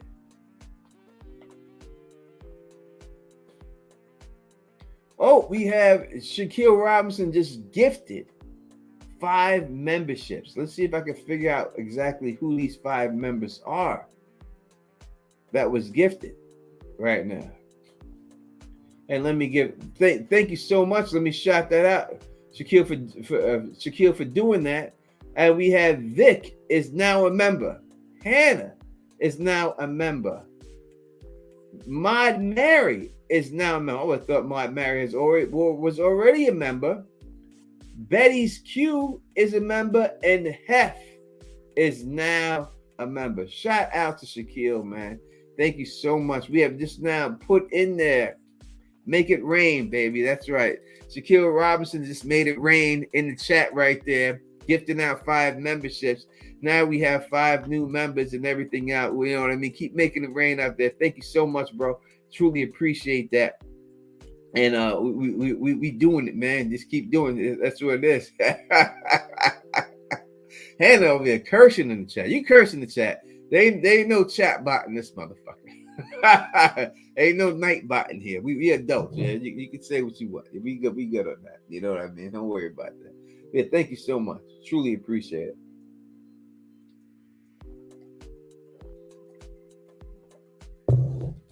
Yeah, so that's what I think. I think you can say that there's the blue timeline, and then there's the red timeline, and we're going to call it the golden timeline. We got the gold timeline in there too, and all that. We're gonna keep going. Thank you so much, man. We gonna keep going. We fight through. Obviously, y'all just heard, the stuff that we have to deal with on this channel, the racism, the racistness, the bigotry we got to deal with. Just trying to come out here and talk about a show. It's a show. So what we try and do is talk about a show, and we have to deal. We have to deal with that. But we will keep pressing on. Miss T says, "What will Alice do to save her mom?" I don't know if Alice is the key. Alice, it's weird. She's Alice. She's in Wonderland. That's not a coincidence that she has a rabbit. It's not a coincidence that we seen her rip the eye out the rabbit. Basically the same spot almost where the mom hit the head. Again, I think the mom hit the head in the same exact spot where the husband hit his head. You know what I mean? I think that's what it is. I can't see it, Mod Mary, on this right there. I can't see one. Let me see if I can see the emoji and see who it is. No, that is who is that? The emoji of? I gotta see who that emoji is. And listen, when you're a member, you get the safety talisman. All right, we put the talisman on you. Make sure you say that is the emoji of. I think it's Christy. I think it's the emoji for Christy. That is Christy from. That is the Christy emoji, the nurse. She got an emoji up there. That's what up, Jackie C in the building, rocking with us and everything else. Well, maybe you maybe Mod Mary, you have missed your thing. I said I will make emojis for all of the I will make emojis for all channel members as soon as I'm able to put more channel members up. But it's like every 25 members you get, you can make like 5 new emojis. So you got to keep going and everything else. Let's go, Mars. Let's go. Let's chop this up. Did the Apollo 8 thing split the timeline for everyone? Because when Ashley did this timeline split, why wouldn't it be at the time the cow split? So did the Apollo 18 thing split the timeline for everyone? It all happened in that timeline. It all happened back then. Again, when you first meet Henry and he's talking to Irene, he says to her specifically, "How's your sister?" And she goes, "My sister is dead," is what Irene says. And she goes, "How's your brother?" And he goes, "I haven't spoken to him in a while." These two people that they're talking about are, Irene is talking about her dead self that's floating in space. And she is talking to him about Bud. So at this particular time, Irene and Henry know about the alternate universes of themselves. They know about that. That's what they're talking about in that thing, right? Again, I do think it's this Cal experiment that did it, but I think that there was something else that had to happen because they didn't have that Cal experiment back then. Now, whether he's rerunning it, that's what we have to see. If they would have to show us a Cal experiment on Apollo 18. That was the first time that they did it. And now he's running the experiment over again. And he says specifically to Irene, like when they want to show, he said, "We have to do this. I won't get another chance at this." And he says another chance at this. Now, that could be taken 2 different ways. Another chance at this, like we can't do another mission into space to do this again, or another that he previously did this experiment before, and this is the second time that he's doing this experiment. So quite possibly that they could have had that Cal experiment back in that Apollo 18, and that's what fucked everything else. And now he's running it again. Because I do believe, as I said, that the guy who's playing Henry fucked up and swapped places or consciousness with Bud and took the credit for what Bud did. And that's why Bud is on his ass. And that's why Bud is all about it and everything else. You know, he said, I can't believe I'm watching this without you. Y'all to break these things. We here every week, Mars. We here every week, Mars. Come on, man. We've been here every week doing this. Except for last. But we here every week doing this. Usually Phil the Issues guy is rocking with me while we're doing this. Usually it's me and Phil and stuff like that. Phil's a little bit broke up right now. Not broke up, but Phil is a little bit busy, sidetracked right now, doing all the other shows he's covering and stuff. She's got so much going on with The Walking Dead and Sam and a Shogun that it's hard for him to come on here. But when he can, he'll be back.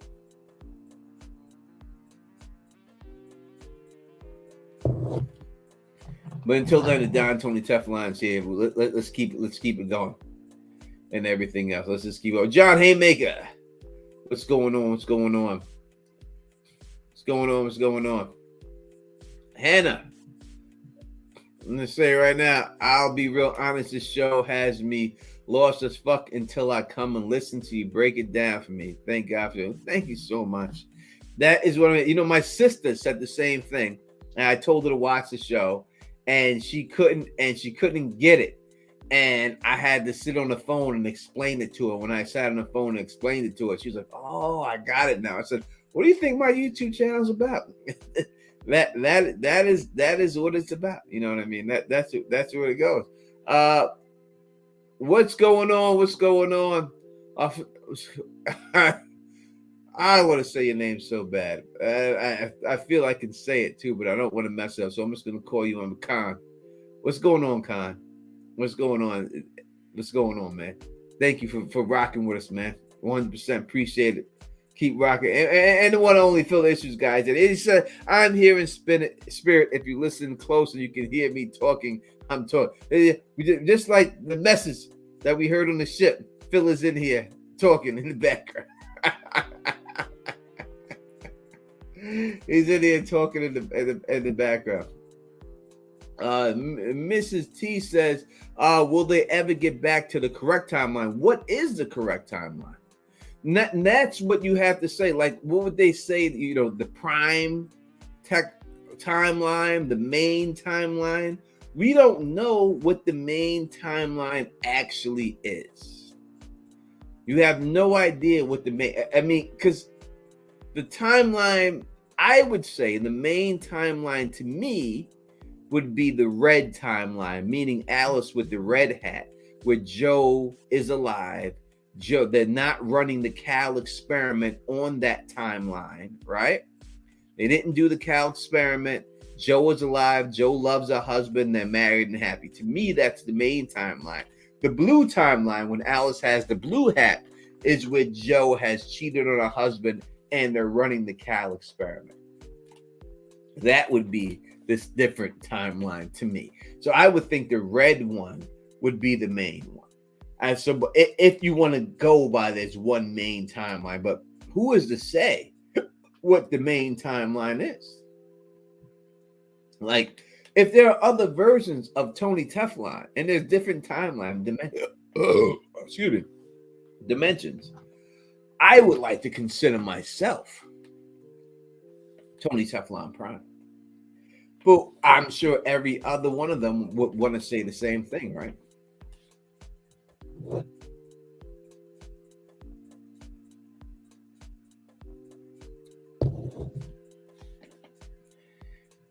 Debbie calls it Red A and Blue B.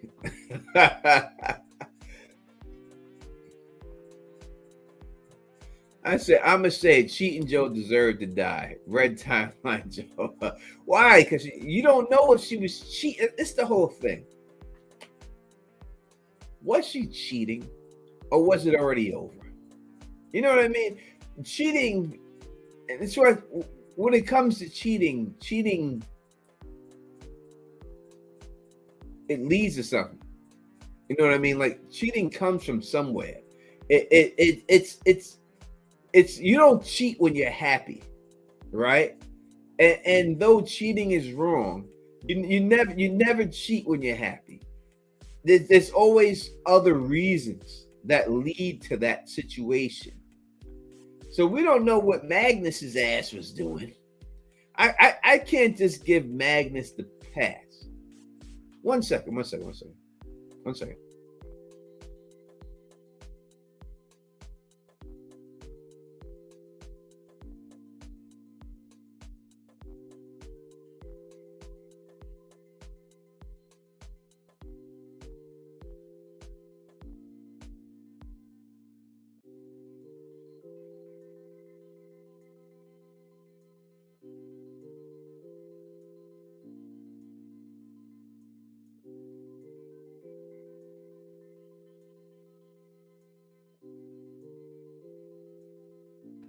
I'm back. Sorry about that.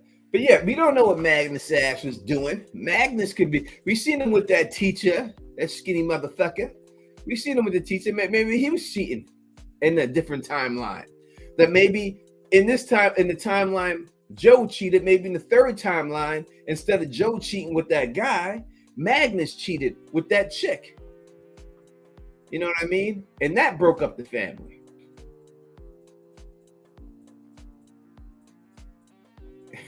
Mars, she's personal here.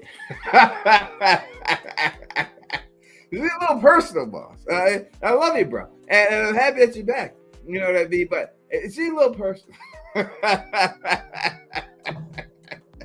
And believe me, as someone who has been cheated on, not multiple times, but it has happened. And someone who has cheated on people multiple times. Unfortunately, but truth be told, that's what it is. That's happened. That's a little personal.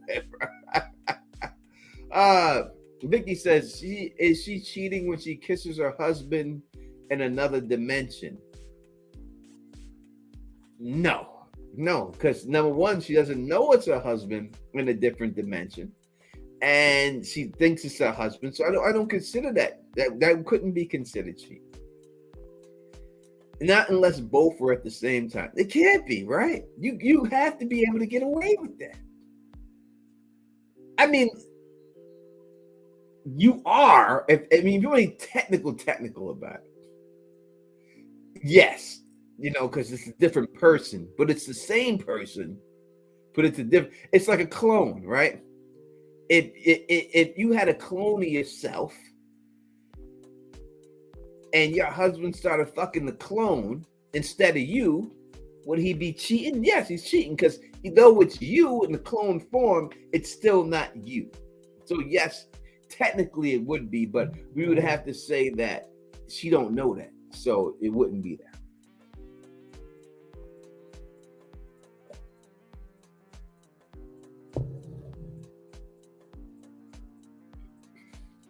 You know what I mean?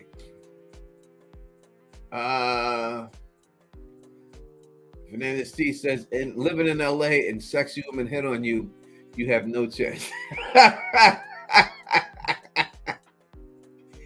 It's I will say this, and I don't want to sound crazy when I say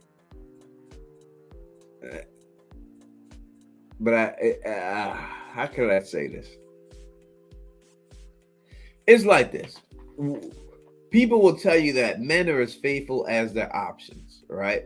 And when you have a lot of, I know a lot of women who have stayed with a lot of men who have cheated on them their whole life, but now these motherfuckers old and nobody want them, and now all of a sudden these are the best husbands, and now they're still with him like, oh, he's the man I always knew he would be. Yeah, because he old and no one want his ass. That's why, right? That's why he's like that. You know what I mean? Let's see. Listen, even the daughters don't smell the same. You're correct. But only, Joe picks up on that because she's been to outer space with where she says this. I've heard, and it was funny because I said it in the first video that outer space they say smells like burnt toast, and they said that in episode 2 that it smelled like burnt toast. Like you pick up on that, it smells like burnt toast up there, which is crazy. I would love to go to if I knew I wasn't gonna die on going there and coming back. I would go to outer space all day. Like if somehow it was guaranteed, there's no way for you to die, whether you're going there or coming back, or when you're up there. I would love to go to outer space just to be up there. I would love it. I would love to be in space. This is it. Like if I like my dream, when I pass away, would be to float my body in outer space. Like I would love to take my body and just float it in outer space and just let it float forever in outer space until someone stumbles upon it or whatever. But I would just like it to be floating out there forever. And that would just be it. I would love for my body just to be floating in outer space. I would love it. I would love. Now, after seeing Irene's body smash into space, and maybe I would change. Nope, I still want my body to be out there. 100%. I would love it.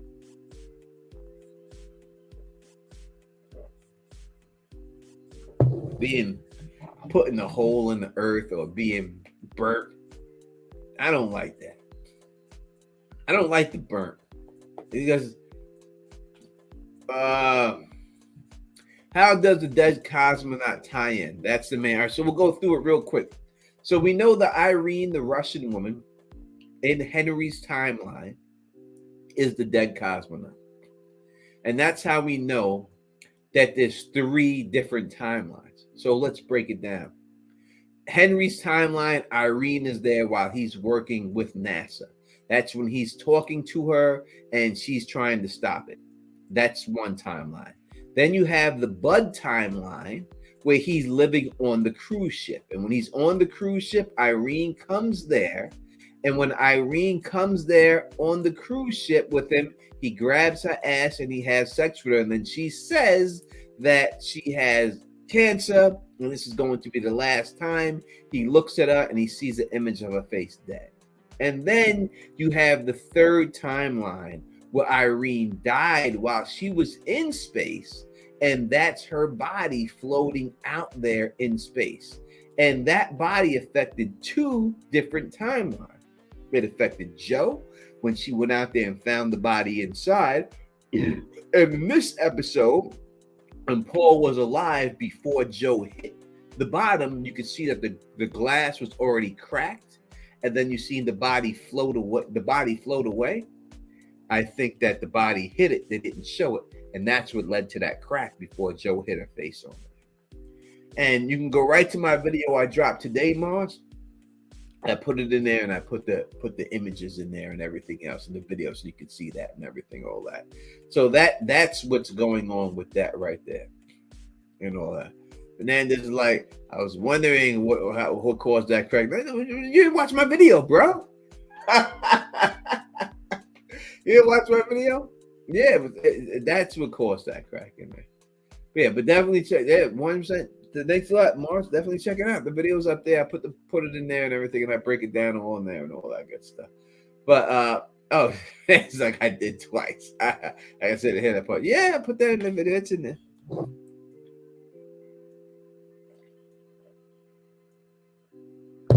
Well, thank you for the 2 views. I appreciate it. And all that. That is what it is. So it's Irene. Irene is the one who the Russian lady who's floating out there. That is what it is. Again, thank you all for I'm not going anywhere, but again, know that I'll give y'all a sneak peek right now. If I can. A couple of months, a month or so. My first novel will be coming out. There is the novel, the book cover, right here. This is the novel that will be dropping, and working with my editor right now to get the book done. But this is the novel that will be dropping in a little bit, month and a half maybe. It's called Darkest Before the Dawn: Shadows of Deception. This is part 1 of the book.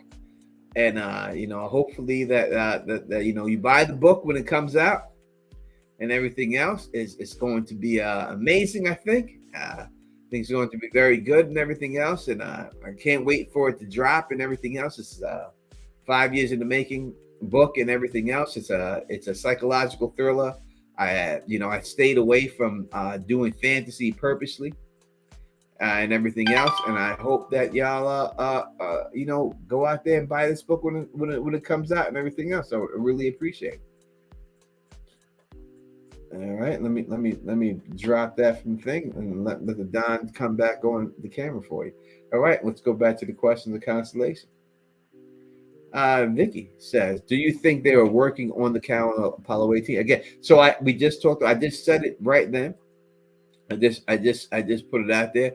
I think they had to be right. They had to be working on it then, because when you look at it, you know what I mean. It will be an ebook and it will be physical copy too. So you'll have it all. You'll have it in all forms. You have the ebook. You have the physical copy. It'll be a paperback and a hardcover version of the book. So you'll have all that stuff. All right. So so we talked about this for a second. So this is what I think. I think that when we dealt with the Henry situation, right? And I believe that Henry was swapped places with Bud. Bud has actually saved it, but Henry took credit for it, and that's why Bud hates him. I think what was going on was they were working on the Cal experiment. Then when you see him talking to Irene Henry, he says that I need to get this thing done on the experiment. I won't have another chance, is what he says. The exact words were, I won't have another chance to do it. Now, it may lead you to believe that he means like, oh, they're never going to run another mission in space and he won't be able to do it.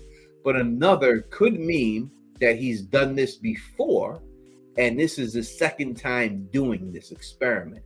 So most likely, I believe that they were doing the Cal experiment on Apollo 18, and this is his second chance to run it and do it again. And that's what he's trying to do.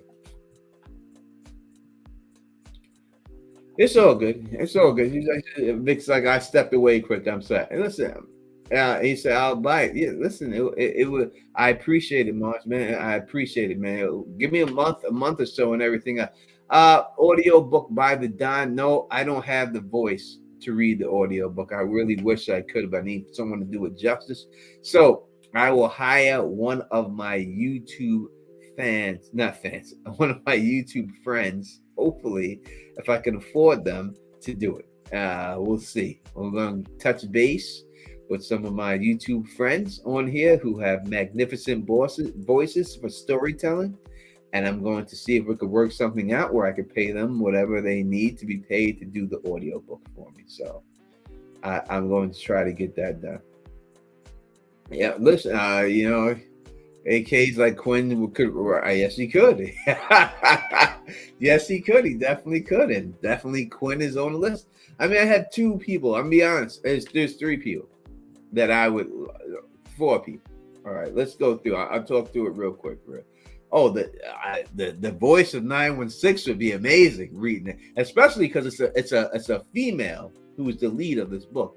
So the voice of 916 would be amazing to do it. So let's put that, the voice of 916. But I don't know if she would actually, if she would ever done anything like that, if she would do it. But maybe I'll talk to her about it. We got the voice of 916, right? Yeah, we have that. We have Quinn, Ideas of Ice and Fire. We have Gray Area, my girl Gray, but she's so busy, I don't know what to do it. We have Dave Lightbringer, and this is in no particular order or anything else. And then we have Indie Geek, right? We have Robert from Indie Geek. Those would be the 5 people that I would want one of them to read this book for me and stuff. And I don't expect them to do it for free. I would pay them and stuff like that, you know what I mean, to do it and everything. So we'll see. Again, let me see how many books I can sell on the initial, and see if we can get it done, and see if we can get this thing read. You know what I mean? So hopefully we can, and that's what it is. So those would be the 5 that I would choose to do it, and I would love for any one of them to do it. If any one of them said they do it, it would be over. It would just be done like that. So we'll see how much I have to pay him to get it done. If I sell some copies, I get some money. I have to pay these dudes, get that audio book out, put it on Audible, and we keep it moving.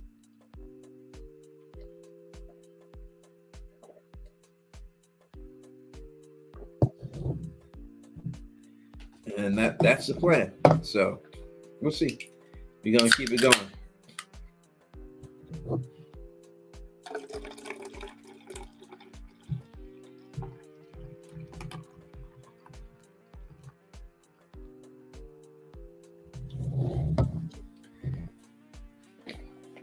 And all that. So we'll see. We'll see how it goes. But maybe if anything, I may be able to get the voice of 916 to do one chapter. Maybe I could do it.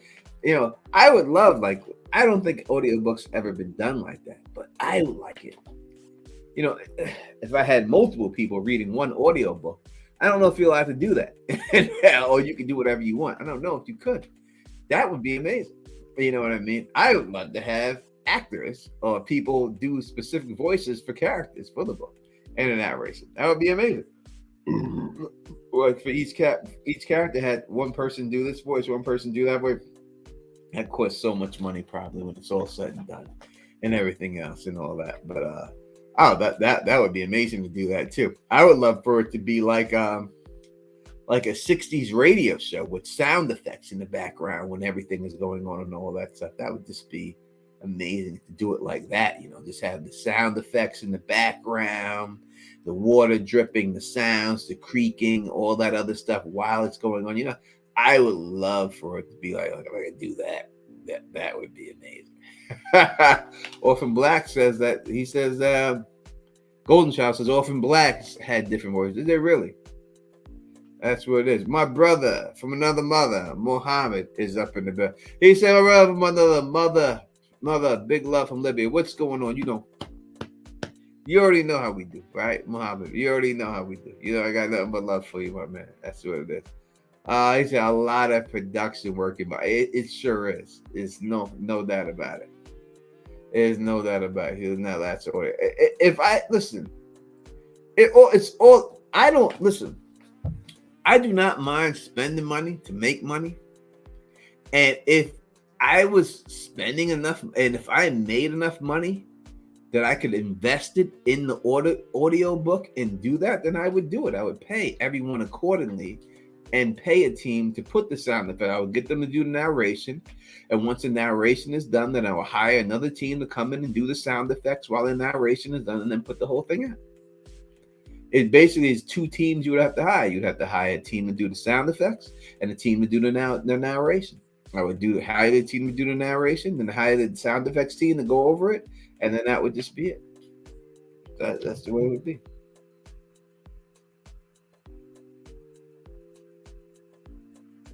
"916 could be in the building right now, watching here. I had to shut down the calling line, right, AK, because we had some racist people calling up here saying some racist stuff there. So unfortunately, we had to shut that down and stuff for the night. But we'll bring it back.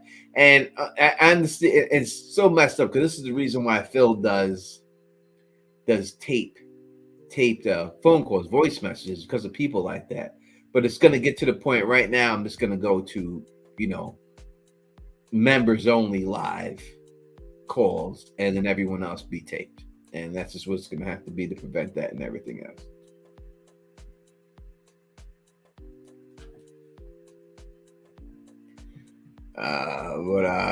Marcel, you can always start with a normal narration version, and depending on the sales due to the full. Yeah. We can always do that. Definitely. So it's going to be one way, and then we can add to it and everything else like that. Just add and all that good stuff and all that. And that's just what it is and stuff. So that is just what it is and stuff. So that is how we do it. So let's keep it going. We're talking about Constellation, this motherfucking hit show.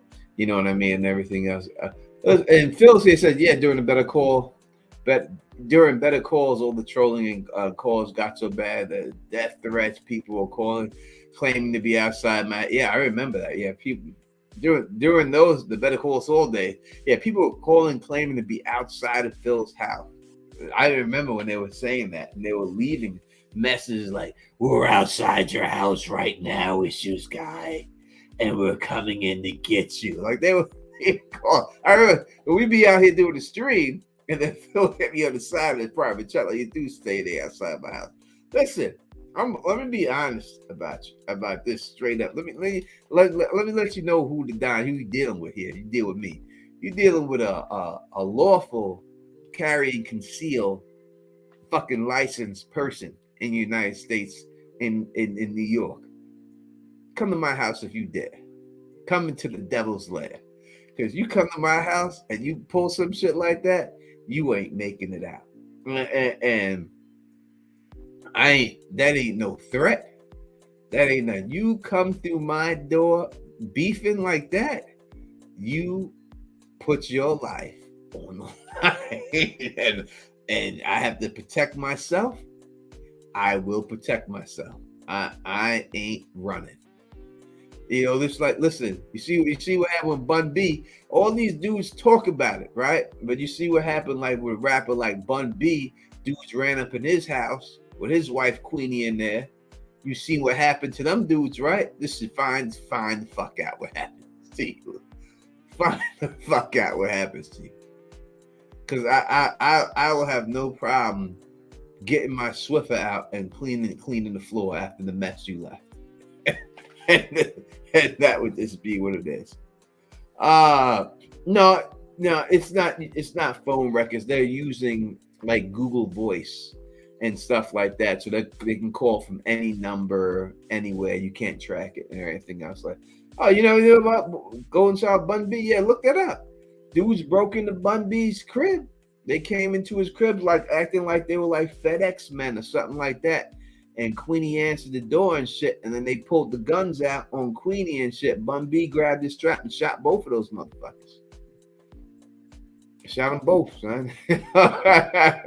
He shot them both, and that's what it is. Yeah, they tried to come up there like they was some like dropping off some package and shit, and Queenie just opened the door like it was all good, and dudes tried to pull up, and Bun blazed them both. both of them got blazed out.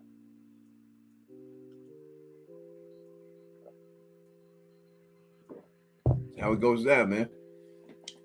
Don't fuck around. You won't find out. But if you do, you will. And that's it. And that's what it is. All right, let's go back to this great show, Constellation. You know the problem that I have seen with Constellation when I look at the Apple TV list of like top 10 shows, it seems to be going down the list instead of rising. It was number 1, then it was number 2. I think now it's number 6. So it's not getting the support that I think it deserves and stuff. Changeling constantly stayed from number 1 to number 3. I don't think it dropped below number 3 before the season ended. And I think it could be because it's a lot going on, a lot of people messing around, maybe a lot of people ain't understanding it or anything else, but I really hope people show it some more love and watch it so we can definitely get a second season, because it definitely deserves 100%. You know what I mean? Yeah, Golden Child is hard. It is hard to find because, like I said, my sister, she didn't know what was going on until I explained it. It's a show this is the type of show like Severance that you have to pay the fuck attention to. Like, you can't go to the bathroom. I watched this show at 3:00 in the morning today. I woke up at 3 and turned the show on, and I had to go to the bathroom, and I held that shit because I didn't want to pause it. And I was like, if I go to the bathroom, I'm going to miss something, and I need to watch every fucking millisecond of this show to make sure I keep up with it. That's the type of show it is, and that's the type of show I like. But I also like other shows that are, and I gave this description before, and I'll say it like this. Like, I won't say his name. I won't say his name. It's my good friend, my really good friend. And this is, we would go out, and this is back in the day, we go out to Saratoga and go to a club in Saratoga. And I remember one time we was in the club in Saratoga, and we was out there and we were drinking and we were having a good time. And he looked at me and he said, "Tone." And I was like, "Yeah." And he was like, I got filet mignon, the best Wagyu steak in my house right now, waiting for me. And I was like, "You sure do." And he's like, "But sometimes you just feel like a greasy burger." You know what I mean? I was like, I know exactly what the fuck you mean, man. And maybe y'all people don't understand it, and maybe other people don't get it, but that's what it is. That's what it is. You can have that filet mignon, that, but sometimes you just feel like a greasy burger. And that is the drive. That is the constant fight. You can have that 5-course meal in the crib, but sometimes you just feel like a goddamn bowl of Frosted Flakes, right? You know what I mean? And when you deal with this show, and I'm not trying to diminish other shows, but this show is a filet mignon savor meal. When you watch it, you got to pay attention. And there's other shows that are just bowls of cereal. And a bowl of cereal is a great thing. I can eat a bowl of cereal any time of the day, anytime I want. I could start it. I could walk around with it. I could eat it while I'm in the living room. I could take the bowl. There's some meals you have to sit at the table and eat. This is a show that you have to sit at the table and pay attention to. It's just not a show that you can you know what? Maybe I can get an interview with this lady, with the lead lady. What about that? It looks like, oh yeah, I'll get I want a bowl of Frosted Flakes. I'm gonna remember that one. Yeah, that's what he told me. I always remember it because I thought when he said it, I said that is the 100% truth. That's what it is. That's the 100% truth. You can have that filet mignon at home, but sometimes you just feel like a fucking greasy burger. Hey, that's just what it is, you know what I mean? Frosted Flakes with banana slices. I think they came out with a Frosted Flakes with dehydrated bananas at one point, but yes. All right, now I'm starting this to talk. When I was younger, and I love my mother, so it's got nothing to do with that. But when I was younger, and my mother and my father broke up, I remember she started dating this dude, Corey. And Corey was a nice guy and everything else, but he wasn't my father, right? So I didn't want him around at all. And I remember one day he had eaten my Frosted Flakes, like he was eating it, and he was chopping the bananas up in the Frosted Flakes bowl, like his bowl and stuff. He was eating whatever was left. And I remember I flipped the fuck out. I flipped out on him, flipped out in front of my mother. Hey, my Frosted Flakes. A little kid just flipping out. And I remember it really wasn't about the Frosted Flakes. It was really that he was in my house and he wasn't my father. But I remember screaming at him and everything else and all that because of that. And so when you say Frosted Flakes with bananas, that's the memory that comes up in my head, because I remember he was chopping the bananas up in the Frosted Flakes and everything else, and motherfucker. I flipped out. I remember I flipped out on that mother. I flipped out. He didn't say anything about it. My mother tried to say something to me about it and everything else, but he didn't say anything. But I was very bad about that.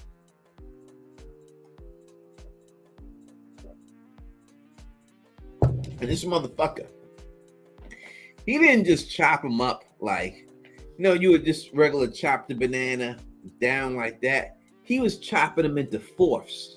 You know what I'm saying? Like he was chopping the banana into fourths. And that's why I remember it so clearly. Usually you would just slice the banana like that, but he was dicing these motherfuckers. He was chopping it down and dicing, and chopping and dicing and putting them in the bowl. Like, fuck you and your dicing bananas in my fucking Frosted Flakes, motherfucker.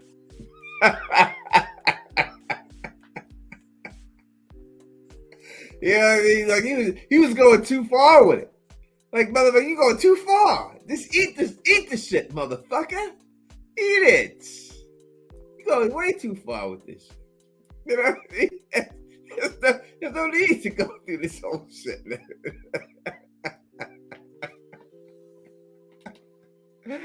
Oh, yeah, that's what it is. My fucking life. My life, and everything else. That's what it is. You know, all that good stuff. And all that. I'm gonna get off here in a little bit. I got some more to drink, so I'll stay on with y'all till I'm done drinking. And then we'll get up out 2 hour stream talking about this and everything. I didn't think I was gonna be able to get through 40 minutes by myself. I really didn't. I was really nervous about it and everything else. But that's what it is. He was finessing the front. Yeah, motherfucker was. That motherfucker was. Motherfucker. Yeah, motherfucker. Ay. Fucking times. The times were just crazy back then, you know? It's just a nutty situation. It was just a nutty times and everything. Like, I grew up so quick, you know what I mean? And the whole thing was the path that I was on when I was living out there in Queens and everything. It put me in contact with so many people that were older than me. You know what I mean? The stuff that I was doing back then, I was hanging with older people than me. So I had the respect and everything else of older people. So I was coming in contact with people who would know my mother, you know what I mean, because of the age and stuff like that. And it was like, I shouldn't know that you even know my fucking mother. And it would just be this like problem. I told him, don't forget to tell him we rocking with Heidi next week. Am I? I guess I don't know. I remember Heidi hit me up and she asked me to come on, and I told her that I would, but she always so many weeks in ahead, like she's so prepared. Like, we're gonna do it. I don't be remembering the dates. Like, I just know that I'm going there, and I just expect it to come up in the chat one day. and text from Twitter and like, all right, I'm here. And that's what I always do. But she's always so prepared. And so, all right, it's gonna be on this date, and it'd be 2-3 weeks out. And I was like, I'll do whatever you want me to do, Heidi. So yeah. And next week I will be on Costume Co's channel with AK-47 talking about Shogun. So make sure you subscribe to Heidi Costume Co's channel. You see the Don Tony Teflon, AK-47. I do believe most likely Justin Thomas will be there, or we talk about the next episode of Shogun. So make sure that if anyone can put the Costume Co's link in the description so people know exactly. But yeah, she always tell me that I'll be there. Usually people ask you to come on. They're like, you want to come on my channel? I'm like, when? Friday. And it'd be like Tuesday. You know, she book you like 3 weeks out and shit. Heidi call you up and she'll have a whole shit booked out like for fucking 10 weeks and shit and everything else. I'll be knowing what my time is. I'll just be agreeing. I'm like, yeah, I'll come on there. I don't know exactly when it's gonna be. You know, Heidi is a Canadian. It's physically impossible for her to be late or info. Yeah, most likely.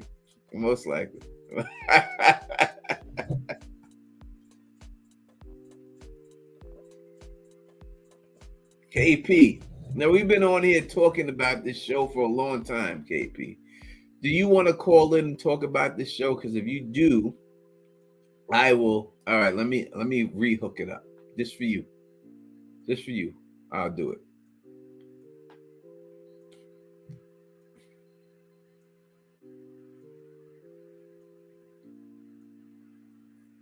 One second.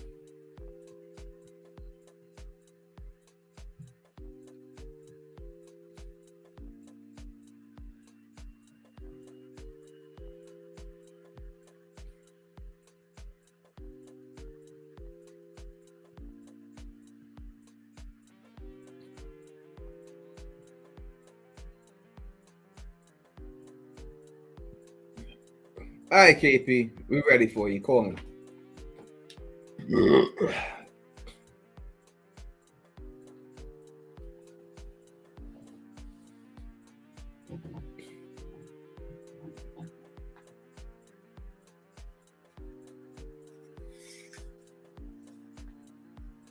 Yeah, you good. We good. You can call in right now.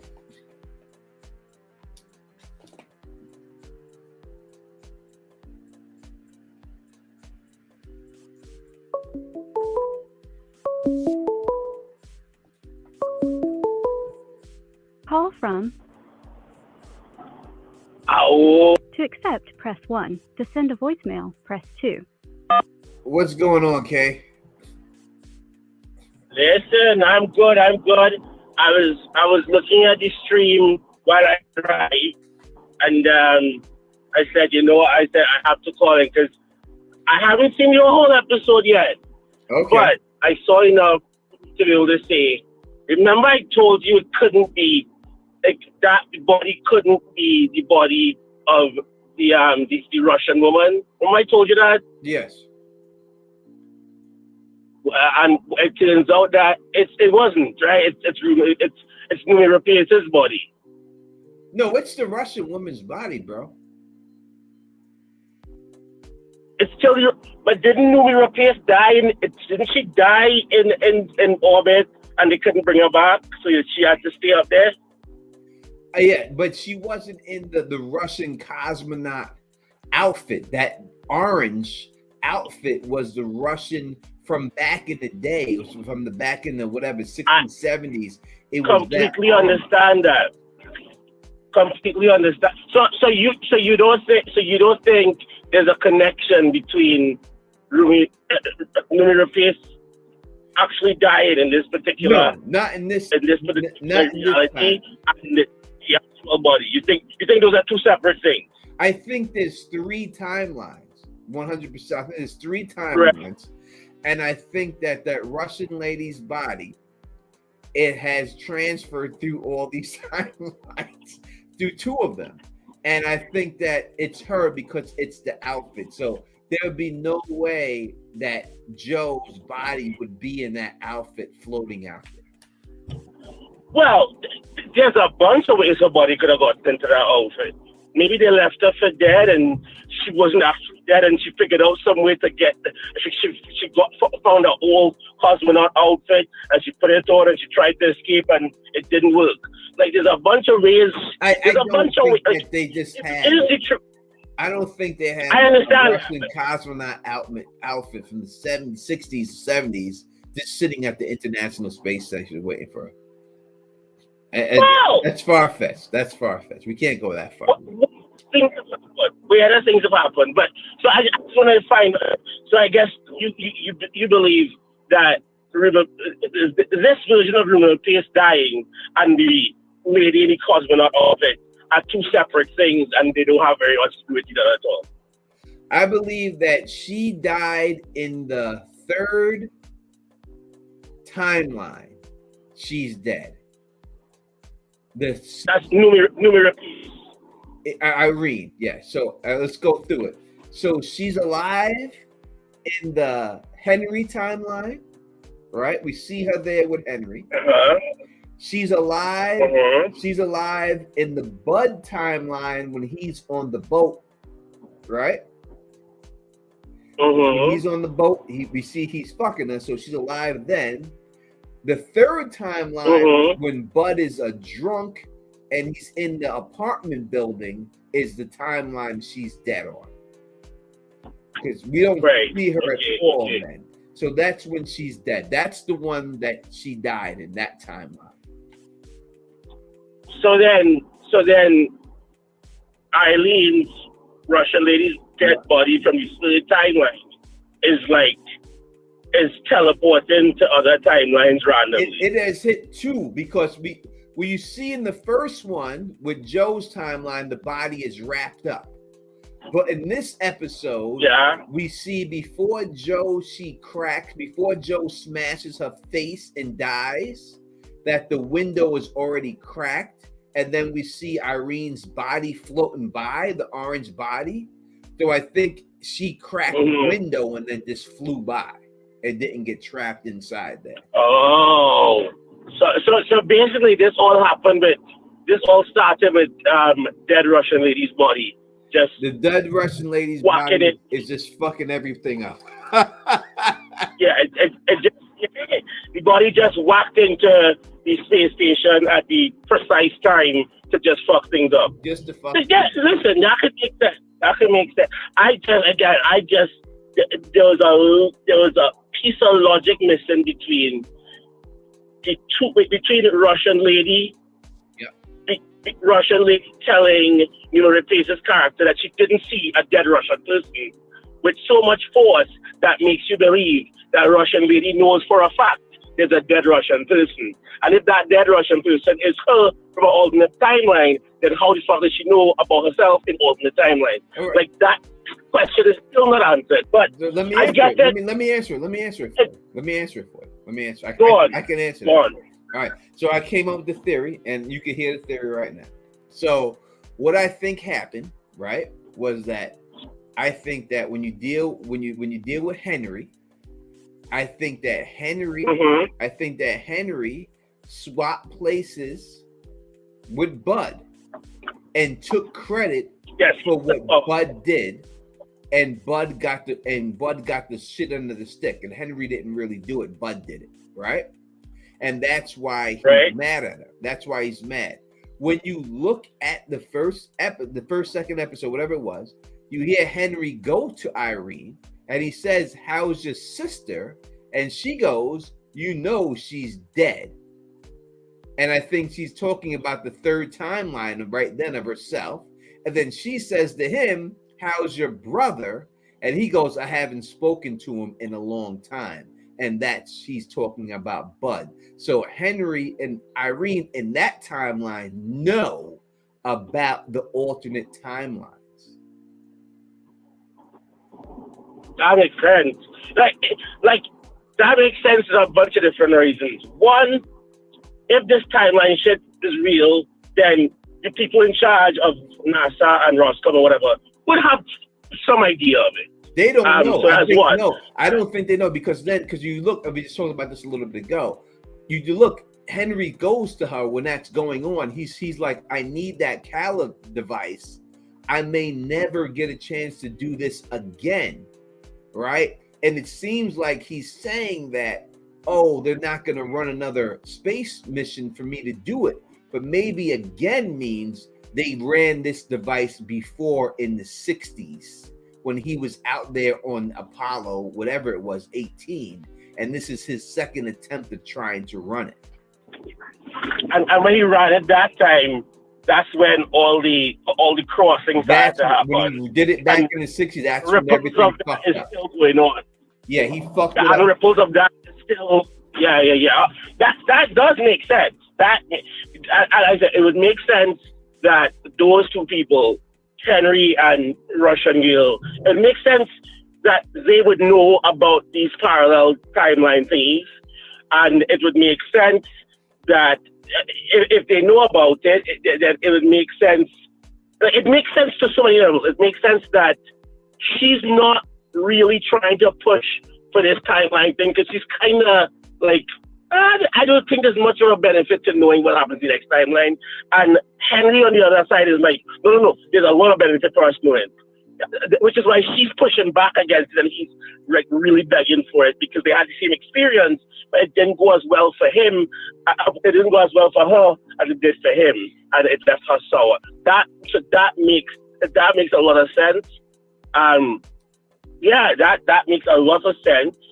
And if it is what they're doing is the thing that's creating this gateway between timelines, it also makes sense why a lot of like these recordings and whatnot that went down.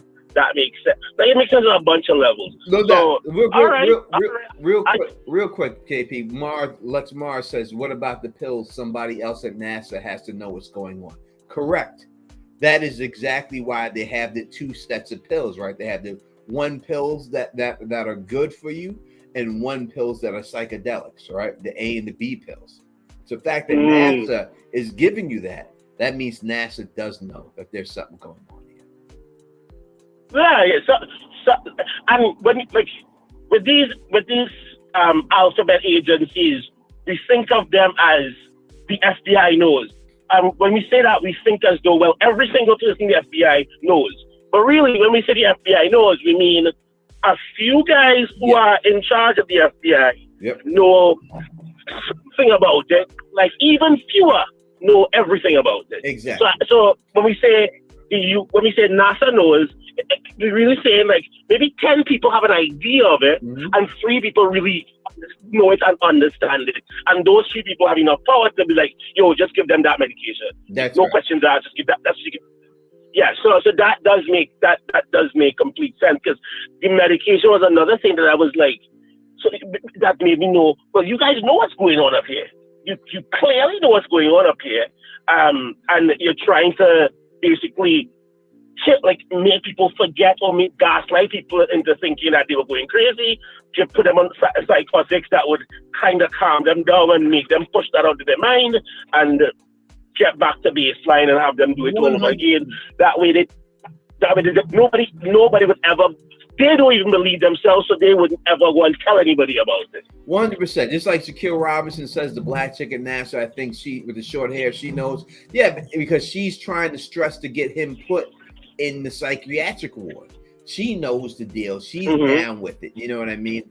Everyone, the people who are at the top, they know. That's why she's telling the wife, listen, there's certain thing we say we don't tell anybody, but it's called psychocynosis or whatever she says. And when we catch him, he's gonna have to go to the psychiatric ward, because she knows what happened. She knows that there's some swap. Now I'm gonna ask you this, KP, like I asked everybody else in the chat, and people in the chat don't want to ask. They don't want to commit to one answer. So I'm gonna ask you: is it the physical bodies being swapped, or just the consciousness being swapped? Consciousness. That's what consciousness. 100% consciousness. That's what I think too. I think it's just the consciousness. It can't be a physical body. It can't. It just can't. Now I can see it being possible where you could use the cow to actually move a body from one timeline to another, and perhaps that's what Henry's trying to do. But at this point, it's consciousness is getting confused or getting swapped out. So person A is consciousness, time world 1 conscious goes to time world 2, time world 3 conscious goes to time world 1, time world, that kind of way. And then eventually it switch back.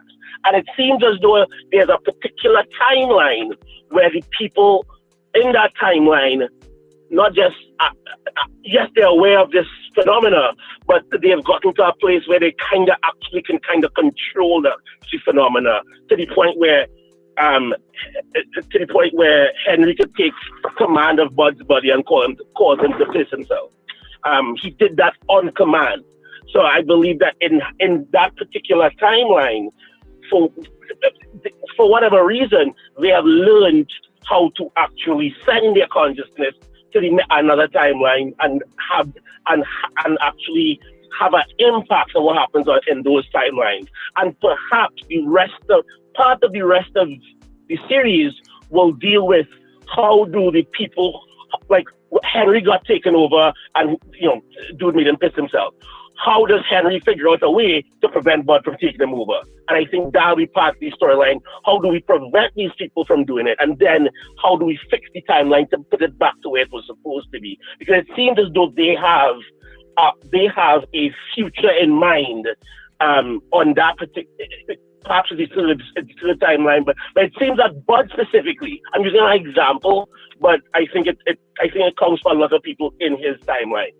Bud, for example, it's clear that he has a motive, he has an intention. He's pushing himself into other timelines, trying to create a particular outcome. Mm-hmm. And I think most people in that timeline are kind of doing that. They're hijacked. So remember, Face's character is hijacking a character from another timeline to do certain things, to fix certain things, to get the output, the final timeline, and the future in that particular timeline to be a particular thing. Does that make sense to you? Yeah, 100%. I think that, but as I said, I think that Henry swapped places with Bud. Bud fixed the ship, and that's why he says on the boat, I fixed everything. That's why Paul says, yo, you fixed everything. But he was talking about Henry. I think Henry's the one who fucked up. Bud actually fixed it, but Henry switched places with him and got all the credit and the glory, and Bud is yeah. So I think Bud's He's like, Yeah, you that know was what, pretty obvious. motherfucker, Yeah, I'm that was coming for obvious. you because you took my credit, you took my glory, and then Bud was able to Yeah, make him piss his yeah, pants because somehow Bud figured out how to get in his consciousness at that time and make him just pee on himself. So Bud was able to get in his brain, make him pee on himself, and then go back into his own body. And that's when he said, I made you piss your pants. Because he said, I'm coming for you. And he's like, you could never get to me. He goes, well, I just made you piss your pants. So somehow Bud figured out, yo, I'm up in this motherfucker. I know how to get in your body and take it over for a little bit yeah. and then go back to my own. 100% agree with you. There was a show that was on. I think it wasn't Cinemax. I think it was Showtime. I don't know if it had one season, maybe two, and the guy who played Viserys Targaryen in the original Game of Thrones series alongside Danny Emilia Clarke, he was in it, and then the guy from Oz, the big strong Nazi guy, was it Stifler or Stankler or whatever? I You think know what I'm talking about? AK would know. AK knows all this stuff. She's in the chat. She would know. What? Keep talking. Right. So, but you know, you've seen Oz. You've seen Oz, and Of course, you know. I've seen Oz. So, right. So the guy who was constantly just on the case of the lawyer who bounced down the child and got sent to prison. That guy, Steffler, he was a Nazi head. Anyways, he's in this TV show along with the guy who played Viserys Targaryen. And it is about, in Berlin, somewhere underground, somewhere, there's like a portal that goes from one timeline. I think it goes from one timeline to the next, or it goes from the future to the past, or from the past to the present, something like that. Mm-hmm. And there are a few people, like 5-10 people on either side that kind of understand what this thing does. And there are agents that they send to the other side, and other agents that come to this side trying to keep a balance, because it seems as though in the future, the world there's some kind of catastrophe, and the people in the present time are trying to prevent that catastrophe from happening, and some people from the future are trying to help them, but then there are other people from the future that are trying to make sure that they fail so that the catastrophe does still happen. Mm-hmm. I say that to say this. It seems as though I can't remember the name of it right now, but if you see that show, it seems as though that's the direction where they're going with, where like the first season, or if I've seen the first 2 seasons, is where we get an understanding of this technology, of this parallel timeline situation, and how they move between timelines, and what can be done and what they would like to do with it and whatever.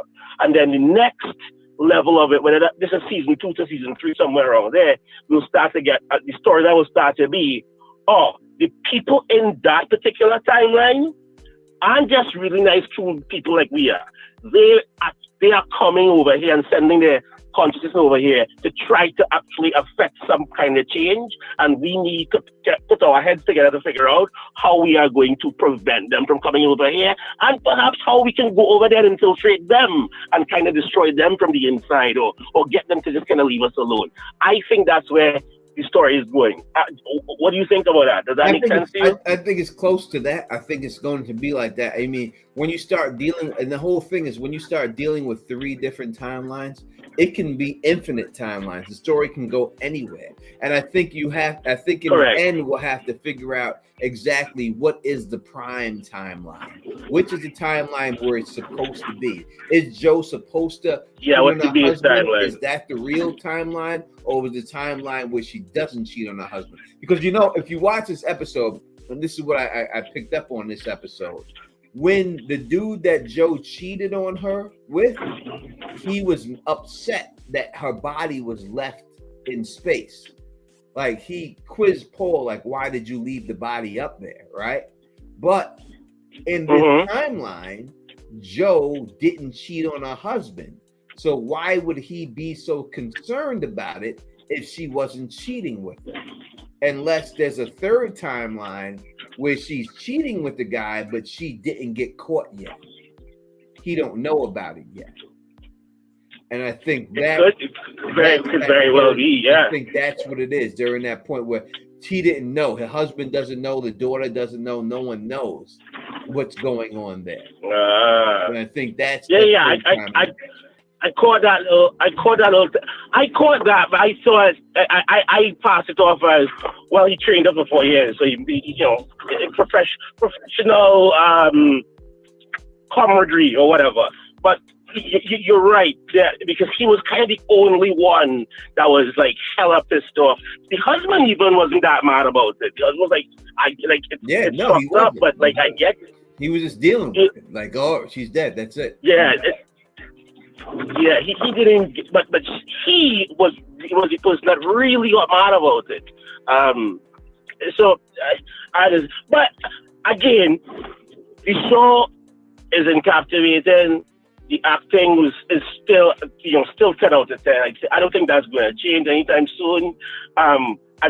Wait a second, KP. We just got a substantial super chat here.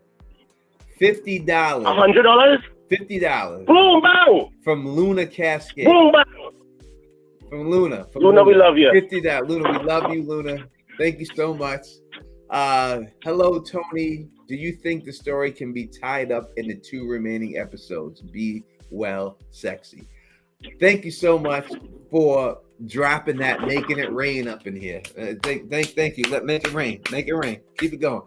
And I will say that the story cannot be tied up, but this season can be.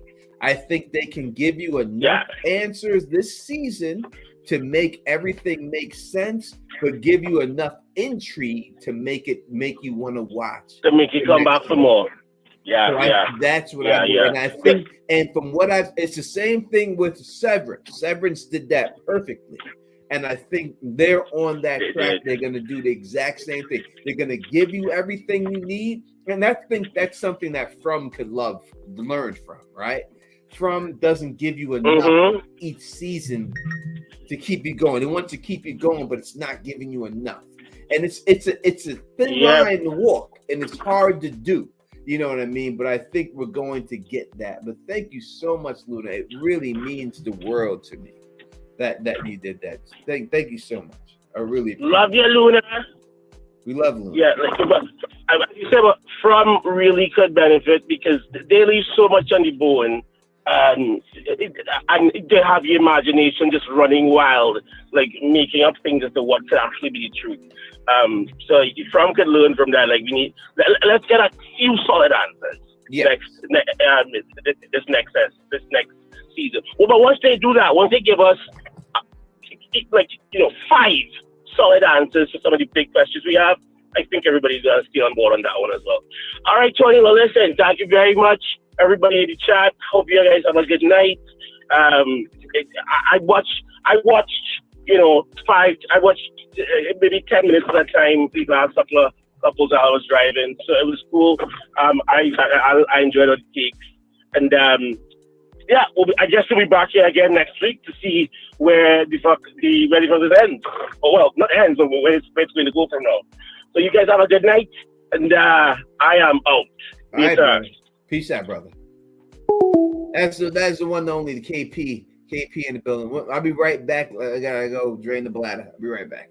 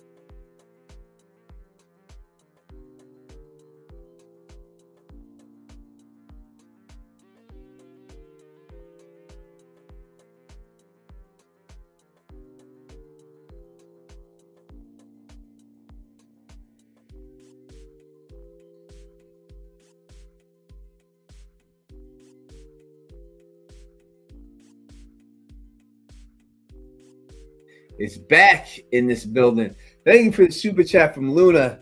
Love you so much. And yes, buy the book. The book is coming out.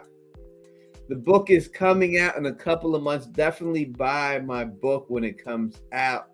You know what I mean? It'll be out in a little bit, and I'm very excited about it. I hope that you enjoy it. Again, if you can do it, buy two. Buy one for you. Buy one for your friends. Spread the word. Buy the book when it comes out. Buy the book. Please. Please buy the book. It's going to be good. It's going to be good. I promise you, and everything else. I will have AK's ask for pre-order. So what I'm going to do a 1 week pre-order for the book. I'll do it for 1 week before the book drops. I'll do a pre-order for 1 week. People told me 2. I'm gonna do 1 week. 1 week of pre-order when the book comes out, and you'll be able to order it, pre-order the book and everything else for that 1 week, and that's what will be going, everything else and all that. Sorry, I missed your Shogun stream, AK. Had a late meeting last night. Have to catch up now. Again, AK47 and Don Tony Teflon will be on Costume Co's channel next week talking about Shogun. So make sure you tune into Costume Co to see the Don Tony Teflon, AK47, and Heidi. And I do believe Justin Thomas will be there. Excuse me, I have to assume.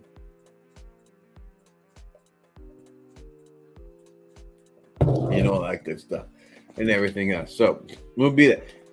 Any other questions, comments, or concerns about this week's episode? I think I'm going to be right when it comes down to my theory. Even KP jumped on. You know what I'm going to do? I'm going to actually see if I can find this head. If anybody knows this head actress, her name or anything like that, I'm going to see if I could please send it to me. Any Twitter or Instagram or anything she has, and I'm going to reach. And if you do, I will send me the link. I'll reach out to her and see if I can get her to come on the channel before the season finale, and see if she'll jump on here and do an interview with the Don Tony Teflon and Philly Issues guy. So that definitely do that. And thank you, Jackie, for putting AK's channel in there. But if you can, not only AK, can you put please Heidi Costume Co. channel in there, because that's what it will be. But definitely check out AK47's channel. You know what I mean? It's called AK Watch. Definitely check her out, and you know, I'll see if I can get her to come on. You know, I'm almost at 85,000 subscribers. Maybe that's enough. Maybe that's enough to get her to come on here. We'll get one. Maybe we can get one of them on. You know, they're all such big actors that it's going to be harsh. Not like this. Maybe you have to shoot lower or something like that. Maybe I could get. You know, that one dude, the black dude who played Paul. He was in Lovecraft Country, right? I remember seeing him. He was in Lovecraft Country. Let me see this actor's name. He was in Lovecraft Country, wasn't he? Let me see.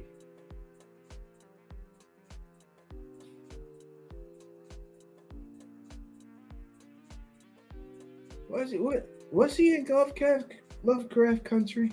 I think he was. Let me see.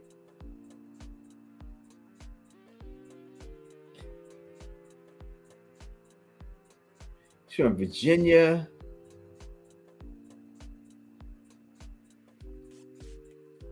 The Devil You Know, he was in Abigail, Charm Cities. Let me see.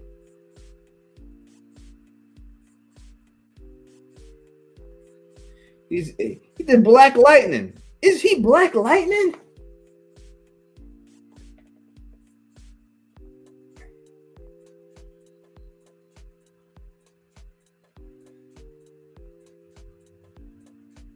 Let me see.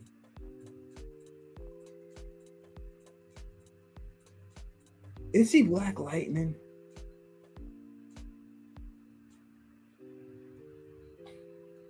He's in Abigail, Constellation, 1001. Yeah, Lovecraft Country. He was Will Collette. Yeah, I knew it. He was in Lovecraft Country. I remember he was in there. He was in Lovecraft Country. He was in episode 1. I knew I seen him. I knew it was him. Will Collette, Lovecraft Country. I knew it was him. But I think he was. Let me see. He was in Black. I think he is Black Lightning, dude. Because it's saying he was in 23 episodes of Black Lightning. I think he is Black Lightning. It is him. I think I gotta contact this motherfucker. I'm gonna have to contact him. 100. We gotta have to talk now. We motherfucker Black. We got to talk about this. We gotta talk about this. And see what the fuck is good and everything else. We gotta talk about this shit. God damn it. But when I get this motherfucker on, we gotta have more people in the chat, right? We gotta have more people on here live. It's not a good look. We gotta have more people in here. So definitely, I love you all, and I don't mind how many show up, but we gotta have more people up in here and everything else and all that. All right, my people, let me get up out of here. It's been almost 3 hours straight here rocking with y'all. Love to be with y'all the whole time and everything else. Shout out to everybody who rock with us. Shout out to let me see if it pops up in the star channel. Shout out to Shaquille Robinson for gifting 5 memberships, and shout out to Luna for donating 50 bones on the Don Tony Teflon. We truly appreciate that. You know what I mean? Shout out to all the members in here and everything else. Shout out to everybody who's rocking with us. Phil the Issues guy in the background rocking with us. He'll be back and rolling with us as soon as he can. You know what I mean? And he's less busy. He got a lot going on and everything else. You know what I mean? We're dealing with all the shows he's covering, Walking Dead, and this and that and everything else. Izzy Scooter. Shut up. It's Scooter from Liver Single. It is Scooter. God damn it. You're correct. That's not Scooter though. Is it really? That can't. He had to be a different role, because that's not Scooter. That is not Scooter. He had to have a different role.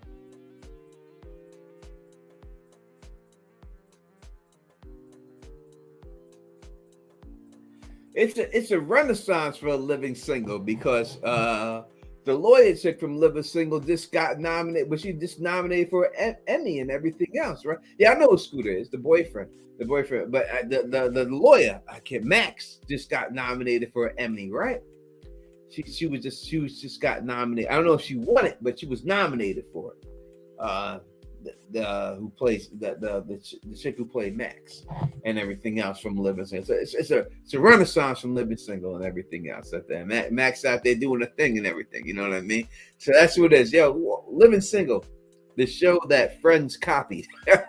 Let me just put that at that point blank, end the story. Living Single is the show that the people of Friends said, hey, let's do this and just do it with white people, and copied the whole fucking show and made it a smash hit. That's the bottom line. Shout out to Living Single and everybody out there, and shout out to everybody out here who rock with the Don Tony Teflon and everything else. So shout out for the haters who came in here, rocking all that racist stuff. I hope you really got off on that. You know, and I hope it really helped you out in your life and everything else. And I hope you felt good about it and everything else. Whatever works for you.